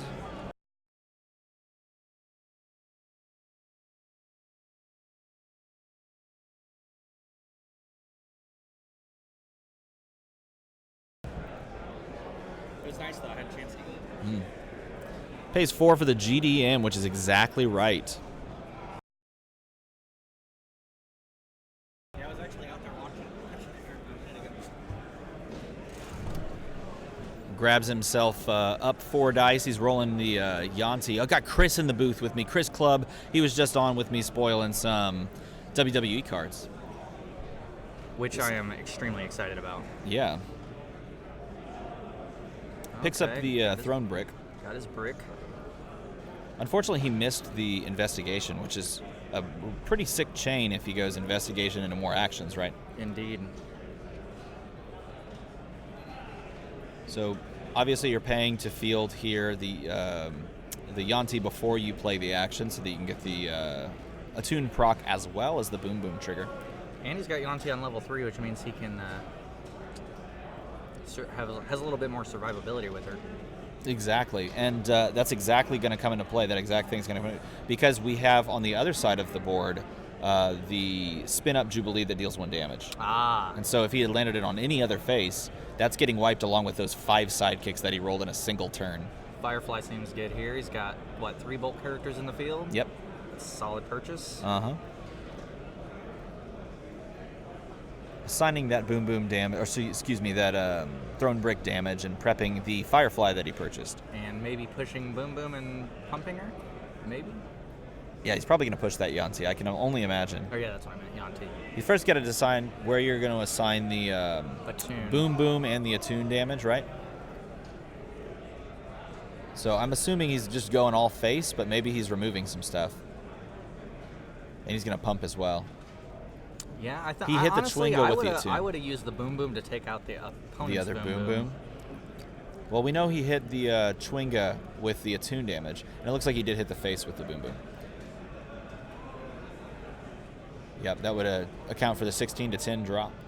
Yep. 6 total. Oh. Ooh, and there's Devil Mask. That's rough. That is way. Oh, he has to yes, reroll switch. because switch is out. Oh, and he did not thread the needle, but he did on the But throne he break. can't field both of his Chwingas, which I guess isn't the worst thing because he's using the Swarm one, right? He is. He can pay the mask and the fist to field both of those Chwingas. Oh, I didn't even see that fist down there. But he probably wants to let one go, pay the fist to field one, and then spin down the Chwinga to spin up the Jubilee. Oh, no, he's going to pay to field both of them. But unfortunately, both of them have to attack. I guess they're both on level 3, so even if you spun it down, it still has to attack anyway, so it doesn't matter.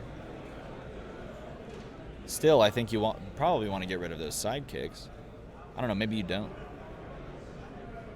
There's a big old sidekick line on the other side. 5 sidekicks. Yep, and he's going to let the Chwingas through. See, he's going to push both of them. Oh, he's waiting to use Brick. That's smart. See how he blocks. Yeah, Definitely can't afford to block with Boom Boom here. No, that's a clear point. Let's see. So no blockers were assigned, which is what I was expecting. And he's going to remove the switch, which is the exact Pretty right smart. choice. He takes 2. No pumps or anything like that. So just a simple 2 push on the Chwinga. But removing that switch is great if it does not reroll. If it rerolls, then you got issues going forward still. Wow, this is going to be a pretty bomb turn as well. Look at this. Oh, no, and he rolls it all. Everything. Oh, my God. Ooh. Oh, my God. Tables But here's the might thing. turn He around cannot, here.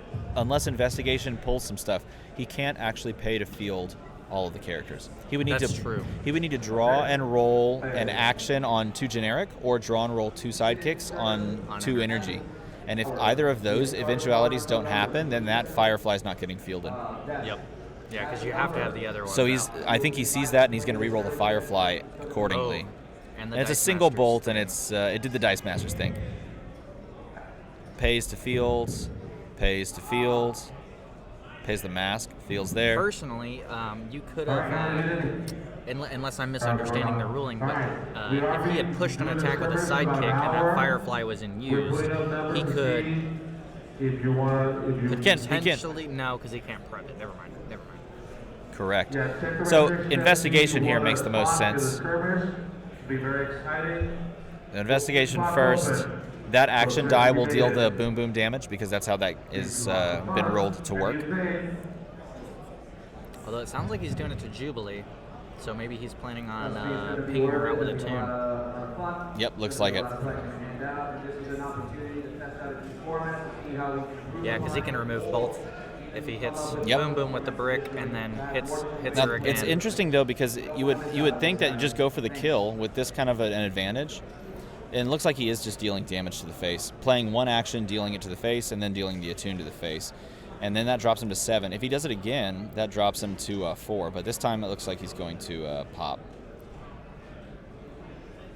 Yeah, this time it looks like he's trying to deal it to... Nope. Let's see. Should be down to 4 if he dealt it face. Oh, and then that's the game. Yeah, because he's just going to pump once. Oh, yep. Down to 4, unblockable, pump. And that is it. Smooth turn. That's quick. So that's the power of switch, an early switch. Man, you get there and it just happens. Now, unfortunately, because Mr. Ross Foster is now driving back, we actually don't have a webcam to face us. So you're just listening to our dulcet tones and looking at a black overlay screen. Because if I change back to any other screen, then you won't see us anyway. So just listen along with us and enjoy as we move on to round number 4. But we're going to pop on here in a second and do some more spoilers for the WWE stuff. So hold on while you can.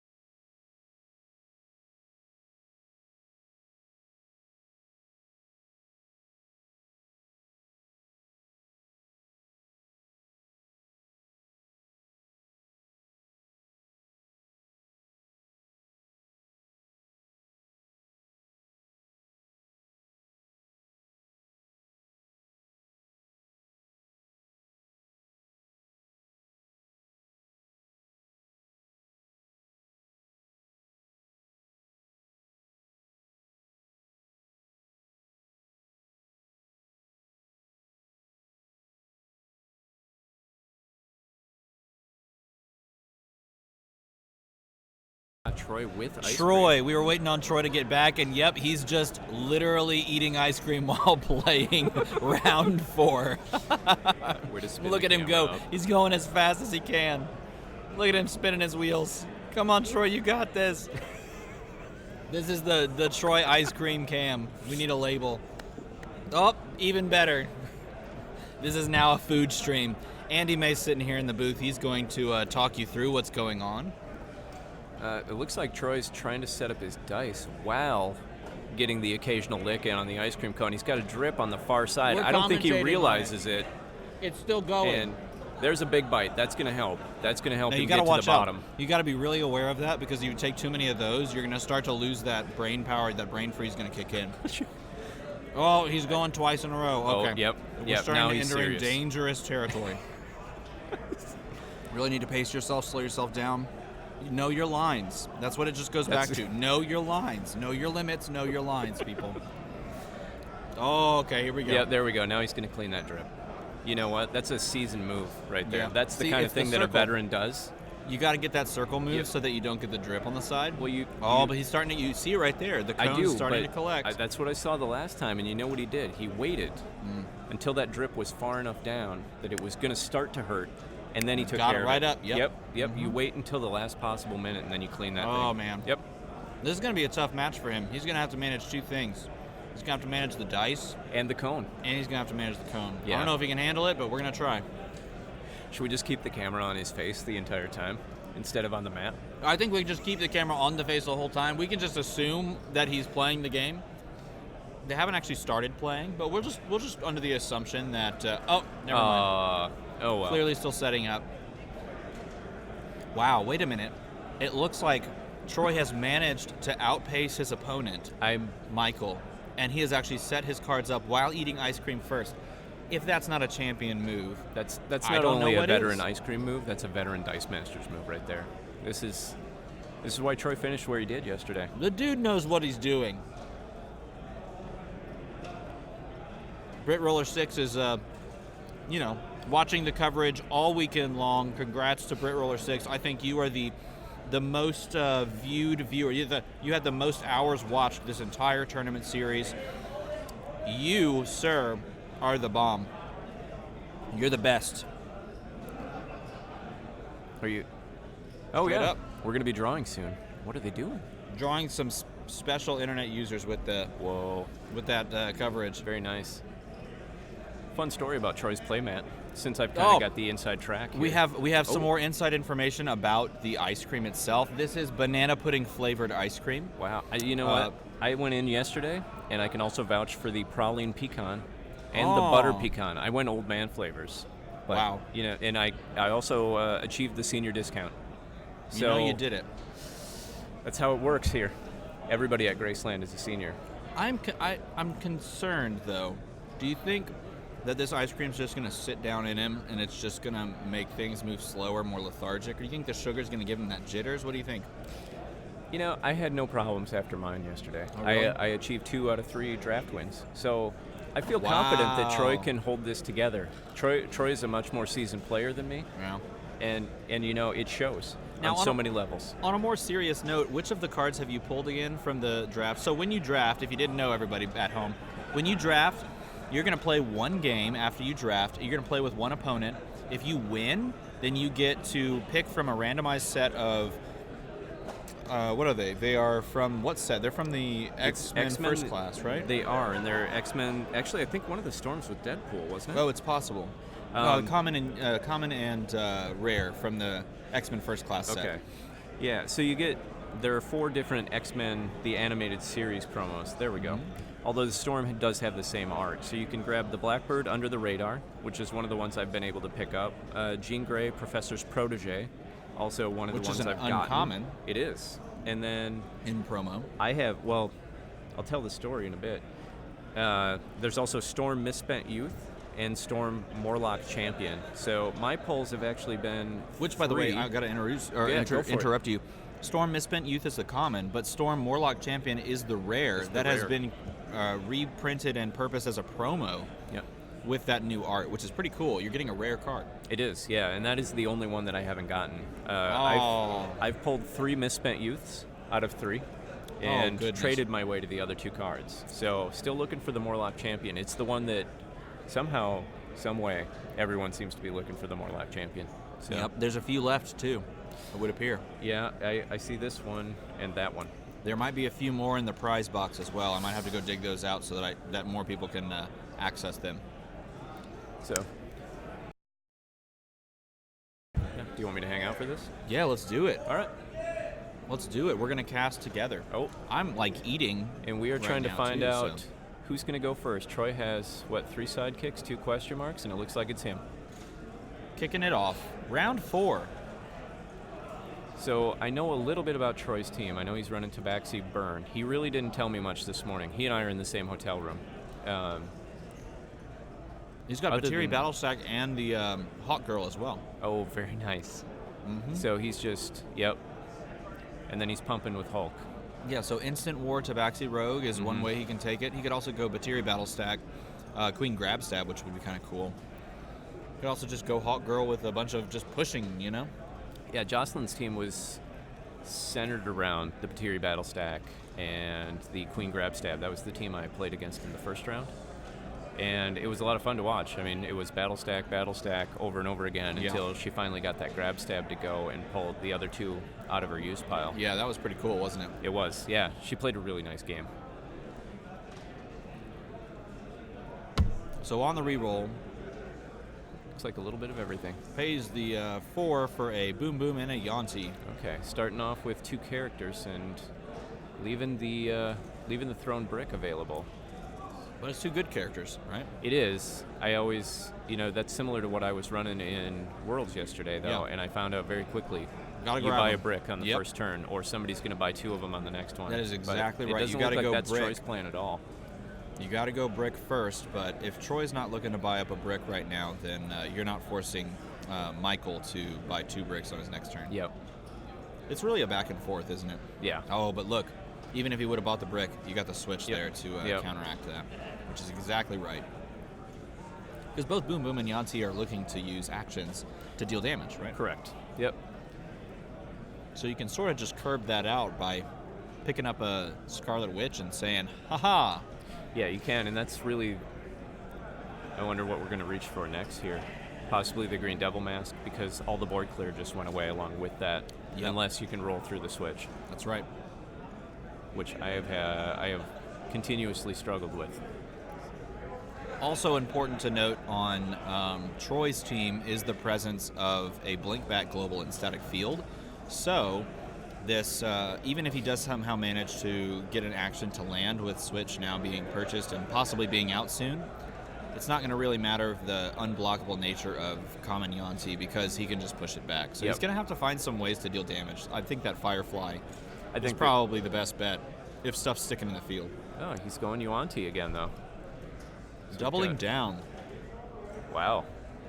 So expecting some kind of an action to come. Or possibly waiting for the pieces to hit the field before the mask. Or if this We'll have to find switch out. misses the roll, he might have a chance to set up the 2. And And it look, did lo and once, behold, but this could definitely be a gamble play because if he misses the switch, then you do have a lot of openings.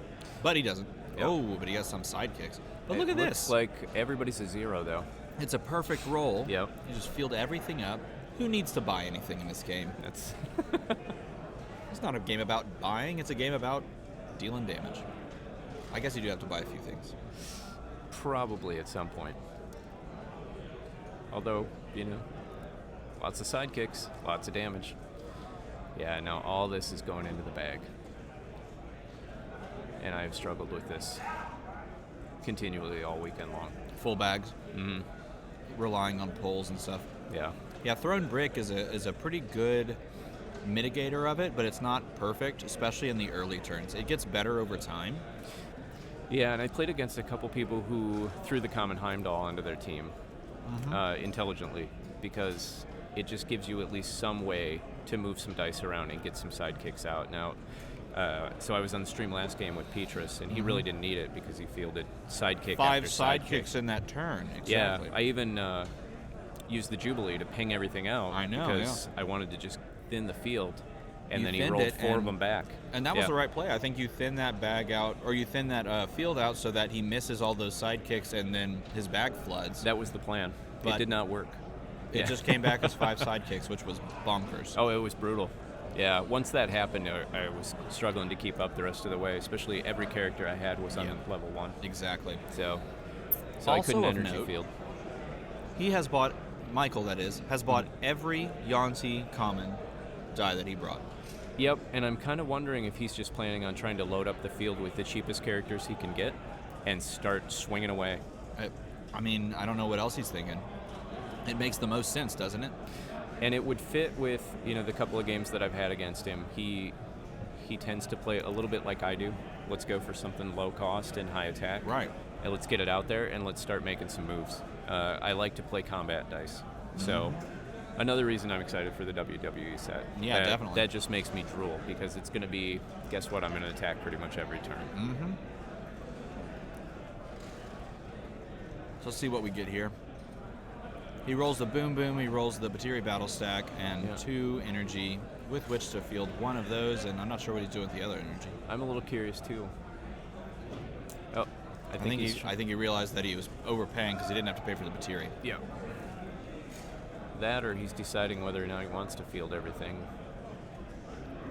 I'm Well, I not would sure what imagine else he would everything- do. Yeah, I would imagine everything goes into the field. Yeah. Oh, you know what? He's He just might have gonna been pay there. thinking, do I grab another battle stack? Right, instead Possibly instead of fielding the Boom Boom. It's the of... only thing I can That's think of. possible, yeah, definitely. Yeah, and Troy has the battle stacks on repeat right now. Yep. So, no swarm. So what do we have? Sidekick and 2 battle stacks in the bag? It would appear so. 1, 2, 3, 4, 5, 6, 7. Yeah. So that would be the only things he's purchased. He hasn't purchased an action himself. But it doesn't look like that's a strategy. I don't think so. I think it was a backup win con. Well, this is also pretty good for him. Well, actually, I should say this first. I think the strategy of loading wide on the board, Michael's strategy, is actually making a ton of sense in this exact moment because looking at this team, it's all about pushing a bunch of damage physically. Yep. Right now. He hasn't pivoted to anything that would deal burn damage, so Michael's choice of I'm just going to flood the board so that I can block all his stuff makes a ton of sense. Now, unfortunately, though... The Green Devil Mask. Yeah. Yeah, and that's exactly what Troy is seeing, is Michael's going to run a ton of characters in. Yep. So it's Devil Mask time. I think Michael's got a dice tower off screen here, so He does, we'll yes, see he what has the a roll dice comes tower. up to be.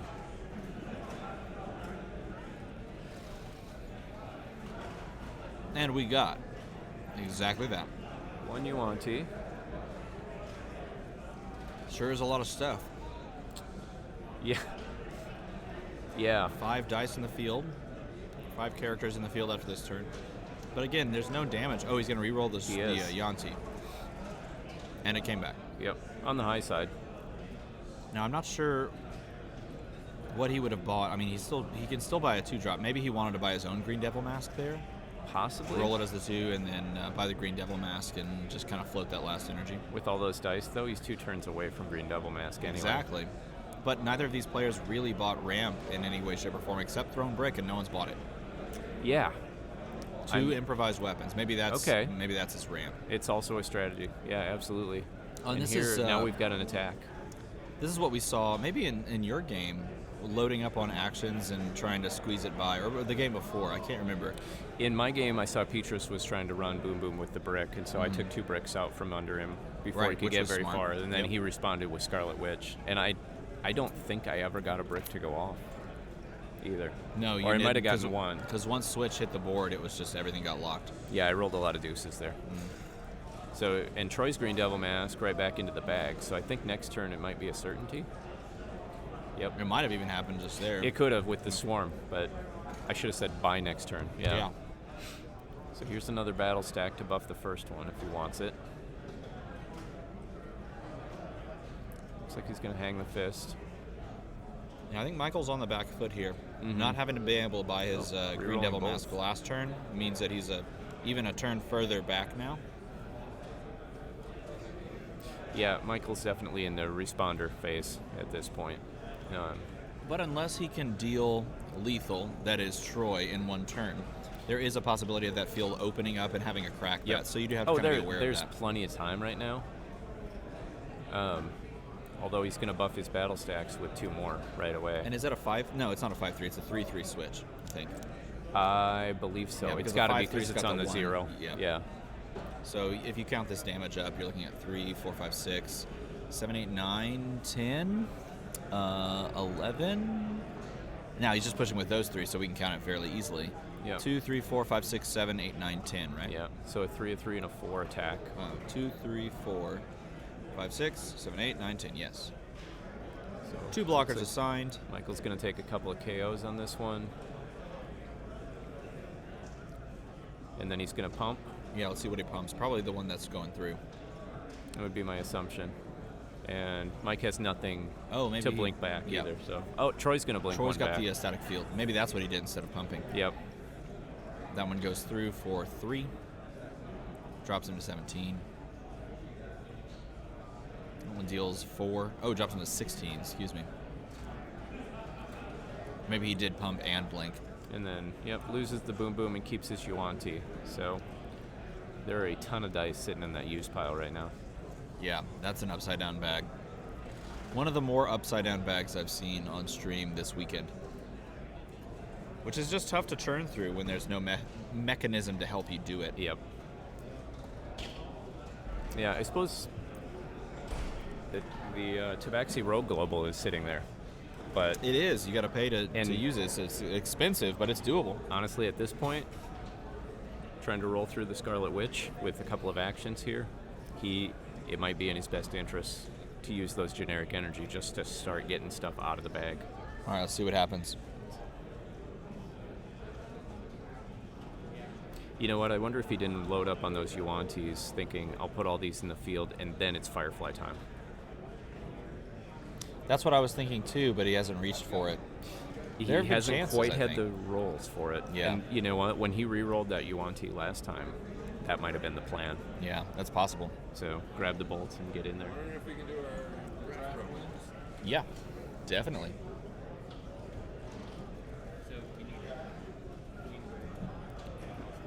We need 2 customers.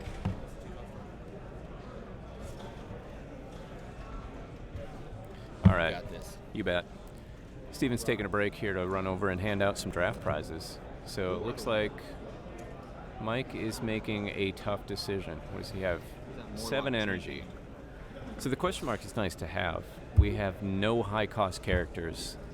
Anything that he reaches for at this point is just going to be putting more stuff into his use pile and more into his bag. So I wonder if he'll see that Tabaxi Rogue Global and just say, you know what, I don't need more stuff. I just need to be able to get some stuff out of my bag right now. Because this would be a good chance to purchase that Firefly, if that's what his aim has been. But then he's got to find a way to move the Firefly through. So those Lightning characters are going to be the next couple of draws. He's got, did he have 3 Yuan-Tis or maybe even 4? So he's got at least 2 of those coming out of the bag. And the Boom Boom's going to roll back in pretty soon. Okay, so now he's going for another Green Devil Mask. So he's going to try to really knock that battle stack around if he can get through the Scarlet Witch. So he is taking a lot of chances right now. Leaving that bolt and passing priority and turn. So Troy's use pile much cleaner and heading for the next bag refill. He still has Swarm on the board, and he swarms once, and he swarms twice, and the Green Devil Mask coming back. So that's just going to sit there and taunt Mike at this point, unless it doesn't roll. So there's a couple of battle stacks. He's got some heavy-duty attack now with all 4 of those stacks in the field. We're going to be looking at a 5 and 3, 4 attacks. So, no mask yet. I'm assuming he'll want to give that a reroll unless he's got plans that require lots of masks. Waiting to see what goes on.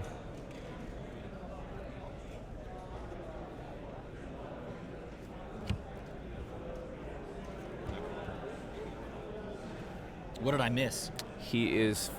Troy just missed the roll on his Green Devil Mask and decided not to re-roll, and then fielded 2 battle stacks. So it looks like he's probably going to push at least 3 of those in. Let's find out. All of them in.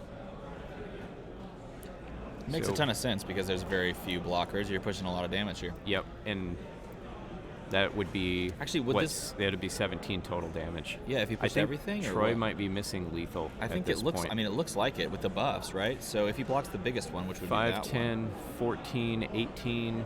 He's got 24 damage on the board, and Mike can block 5 of it. I'm not sure what he's up to. Oh, he's counting right now, so he's still determining whether he wants to good, attack. Because it would look like with that setup, each of those 2s are 5s.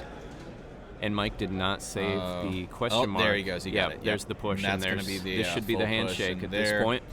5 plus 4 is 9, plus 4 is 13, 14, 15, 16, 17, 18, 19 damage, and that More is than the enough game. to finish that off. Game 4, match 4, round 4. Yeah, I in mean, the books. Mike could have saved that question mark last turn and pulled one of those back. You know, he could have pulled back the 5 attack and then taken a little less, but he still would have really been on his heels at that point. He would have been down to 2. It would look like it was not long because of all of the stuff that was in the field. So good games to both players. Yeah. Good games. We're going to jump away and then jump back for the final round of the Pauper tournament. Thanks for letting me hop in. Yeah, it's fun.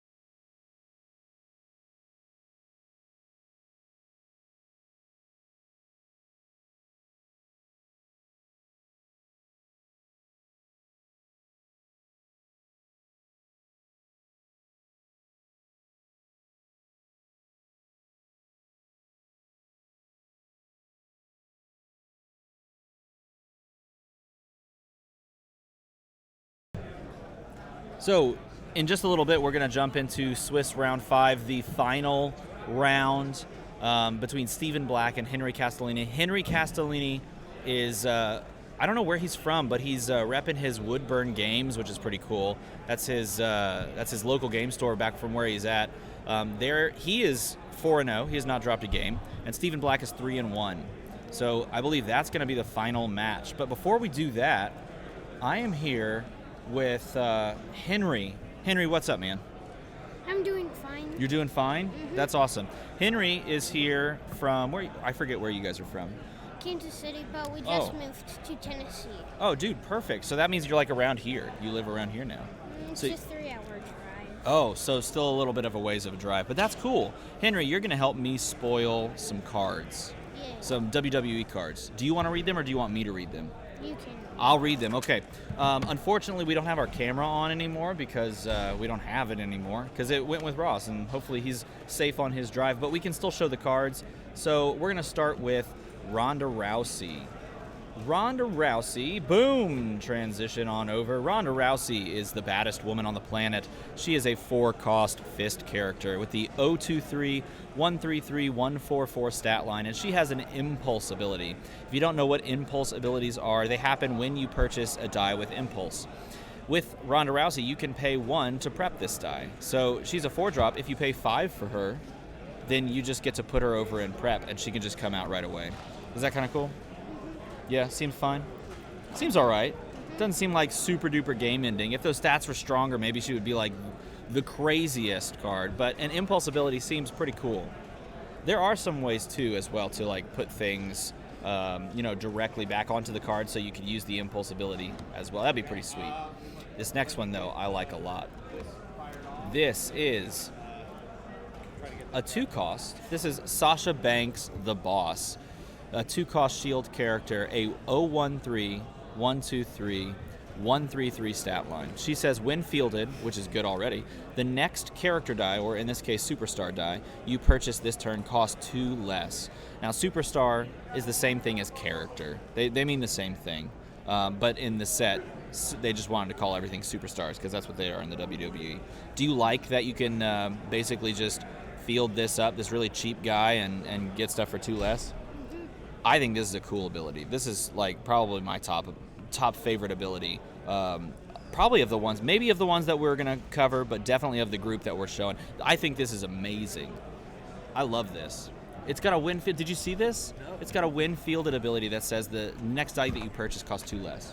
Ooh, and 2 costs are easy And- to come by too. That's right. It's good in a draft.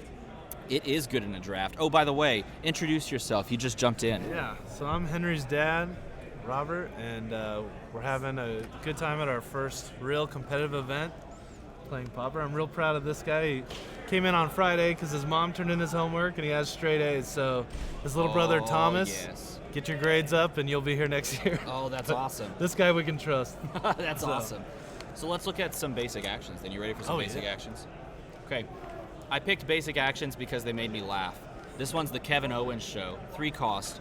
Swap a die in your used pile for one of your unpurchased dies that cost up to 2 more. All right. So you can buy a 2-drop and get a 4-drop for free as long as you buy this 3-drop as well, which is cool, which is crazy, because then you can skip over the 5-drop slot once you've got your 4-drop and put it on 6. And then on top of that, if you get the burst and double burst, you draw and prep a die from your bag. This card is awesome. Yeah. So if those 2 costs that I swap it, if that has a when purchased ability, Like I get to keep buying it. Yeah, so like if you going put out, it back keep on your, buying yeah, you'd swap the die in your used pile, like a 2-drop in your used pile. It goes back to the card, and that unpurchased one comes into your used pile, and you'd get a 4-drop if you swapped a 2-drop, which is sweet. So yes, if they had a What's like the an keyword that impulse- when you buy it? Impulse. There you go. Impulse. We just saw Ronda Rousey before you came up. Ronda Rousey here. Check this out. Ronda Rousey has an impulse There you ability. go.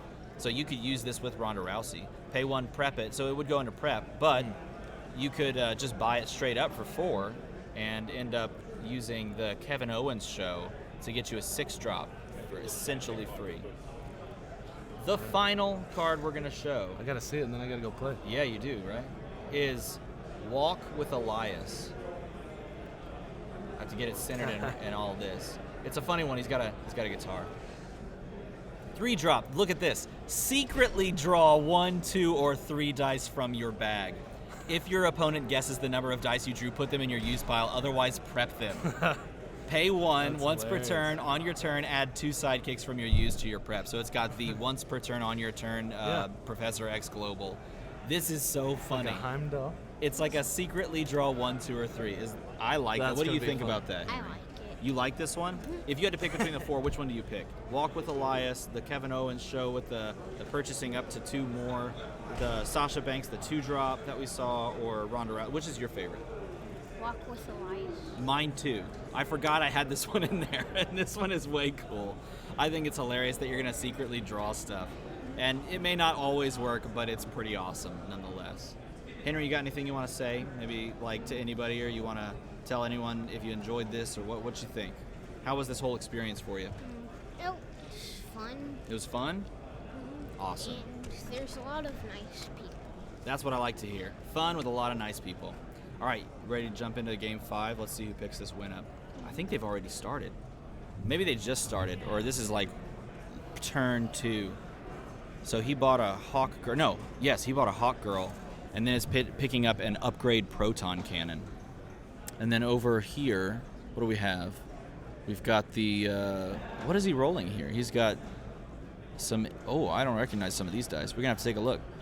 Oh, we got the question, of course. Oh, he's rolling a, Stickers. oh my gosh. He's rolling Ricochet as well. How did he get so many dice?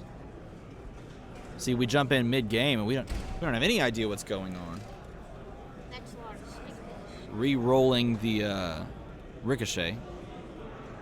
Question's there. What's the question going to pull? Question can pull Green Devil Mask or Kobold Trap. Because the question has that Gadgeteer ability. Oh my gosh, he just straight up bought Hulk Power of Attorney.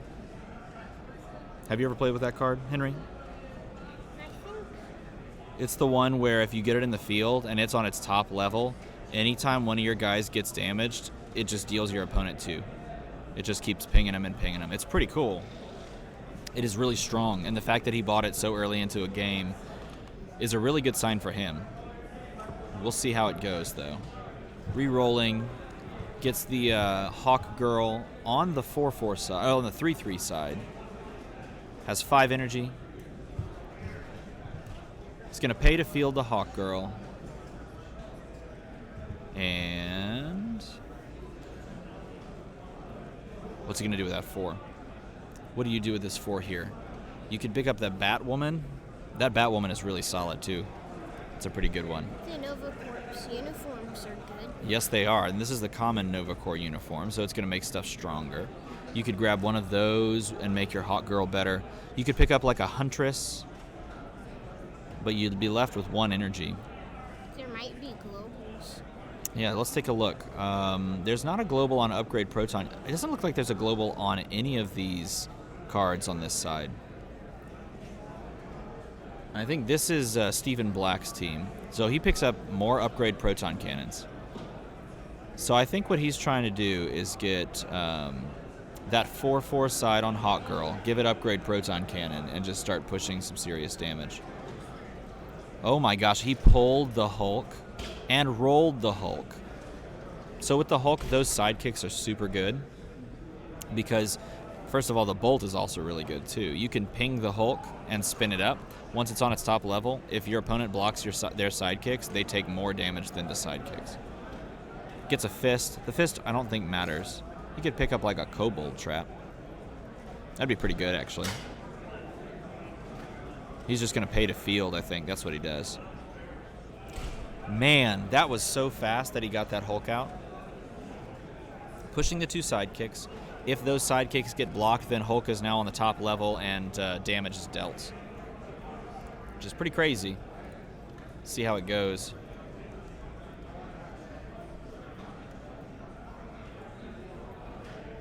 Do you block here? Nope, I don't think he did. He just takes the 2. That's the right play. You don't ever want to block there. I lost to the Hulk in a draft. Oh, you did? I didn't block. Oh, that's because it's the Thor set, right? Yeah, I don't think you block there because the more you block, the more you take, right? When it's sidekicks. Oh, he gets the action die, but this is upgrade proton cannon, and honestly, it's not very good for him here.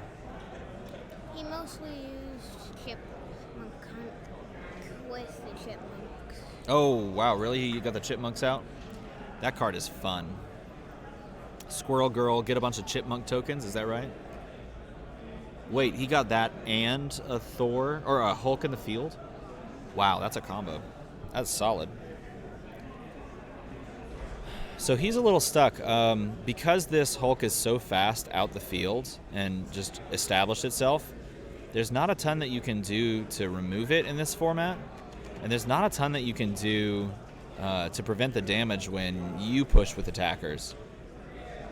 He's going to, I guess, hit his sidekick. He's going to put the thing on his sidekick, and it's going to KO at the end of the turn. So in any case, it's going to ramp a little bit.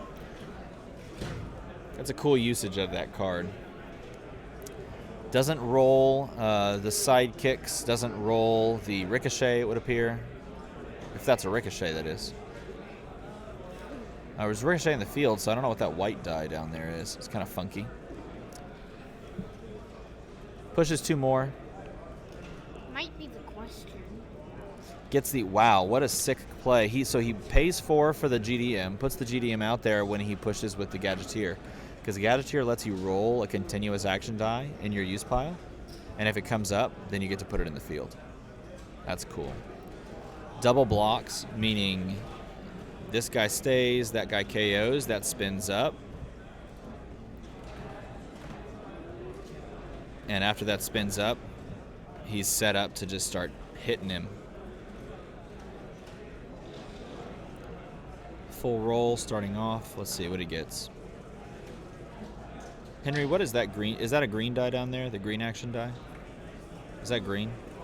Yeah, I think so. Oh, he's choosing to re-roll it, though. Yeah, that must have been the upgrade proton cannon.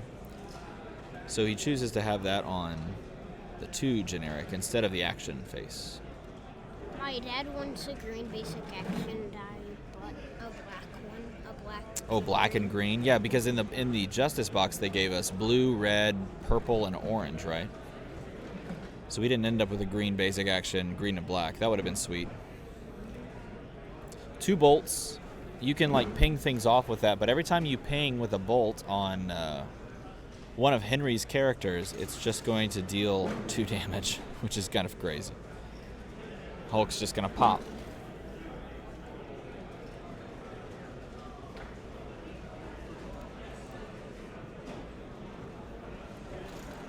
Rerolling, gets a mask. Pays 4 for his second Green Devil mask. Oh my gosh. And then if he just attacks with the... he's going to do it again. Attacks, rerolls the GDM. That one does not come up, so that one stays unused. Blocks here mean 2 damage.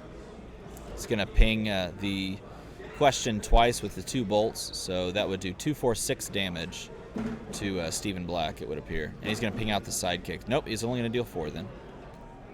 So 4 damage to Stephen Black dealt. Did you see our life counters are like dancing back and forth? That's a smart usage of the bolt from Stephen Black. Didn't let the other point of damage go through.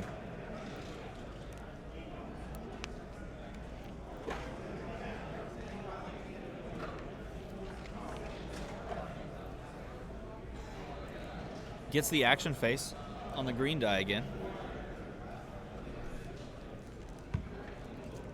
How do you feel about this matchup? Who do you think's in the lead? Like, who do you think's gonna cruise to the win? Ooh, a pickup of a Batwoman. Do you think Steven here, or do you think Henry Castellini on the other side?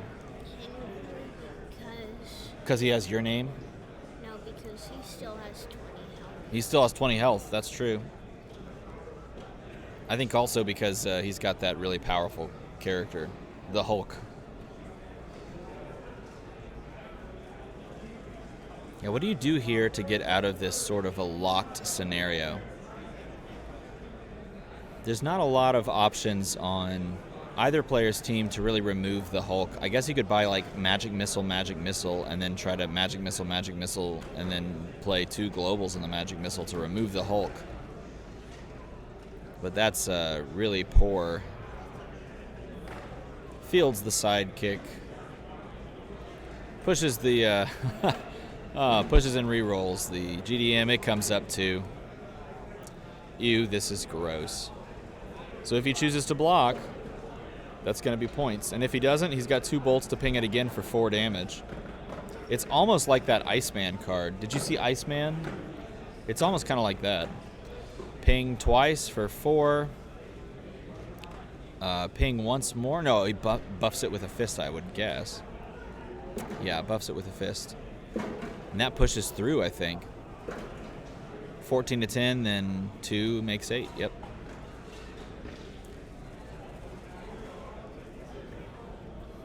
So this is a really rough spot because if Steven fields 1 more character, then GDM's trigger, and his field is open. So he really, honestly, can't even really keep this stuff and or roll this stuff and try to roll characters. It's just not gonna happen. Oh. Yeah, this is tough. So pays the generic to field there, and that triggers the Green Devil Mask. So we'll see the reroll first.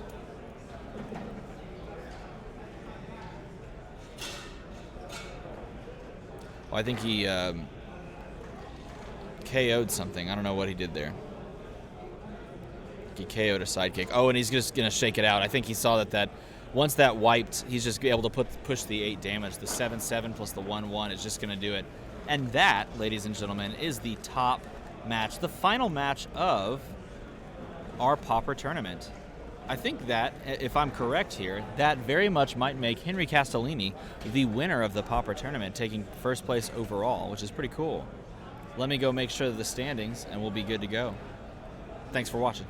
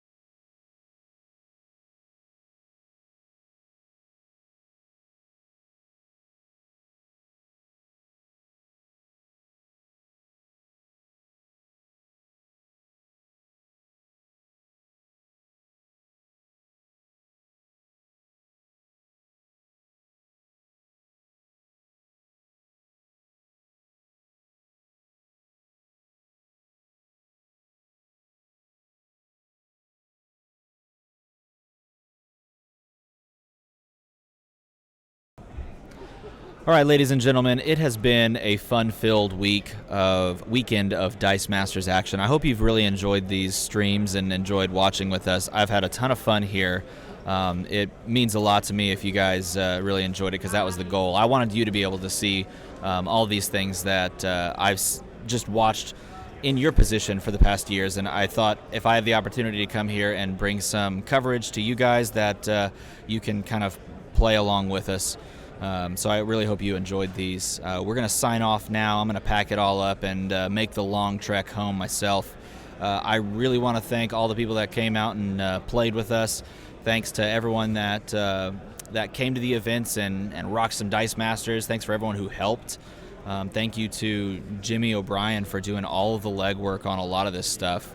And definitely thank you to Ross Foster of the Weekly Dice Arena for the co-casting, and I believe that's just going to do it. Who else am I forgetting to thank? I'm definitely got to thank Ryan Slater, because he set all this stuff up. The dude is just a monster. So hope you guys enjoyed all these streams. Let everybody know that Dice Masters is still super fun, still super relevant, and getting bigger and bigger. See you later. Bye.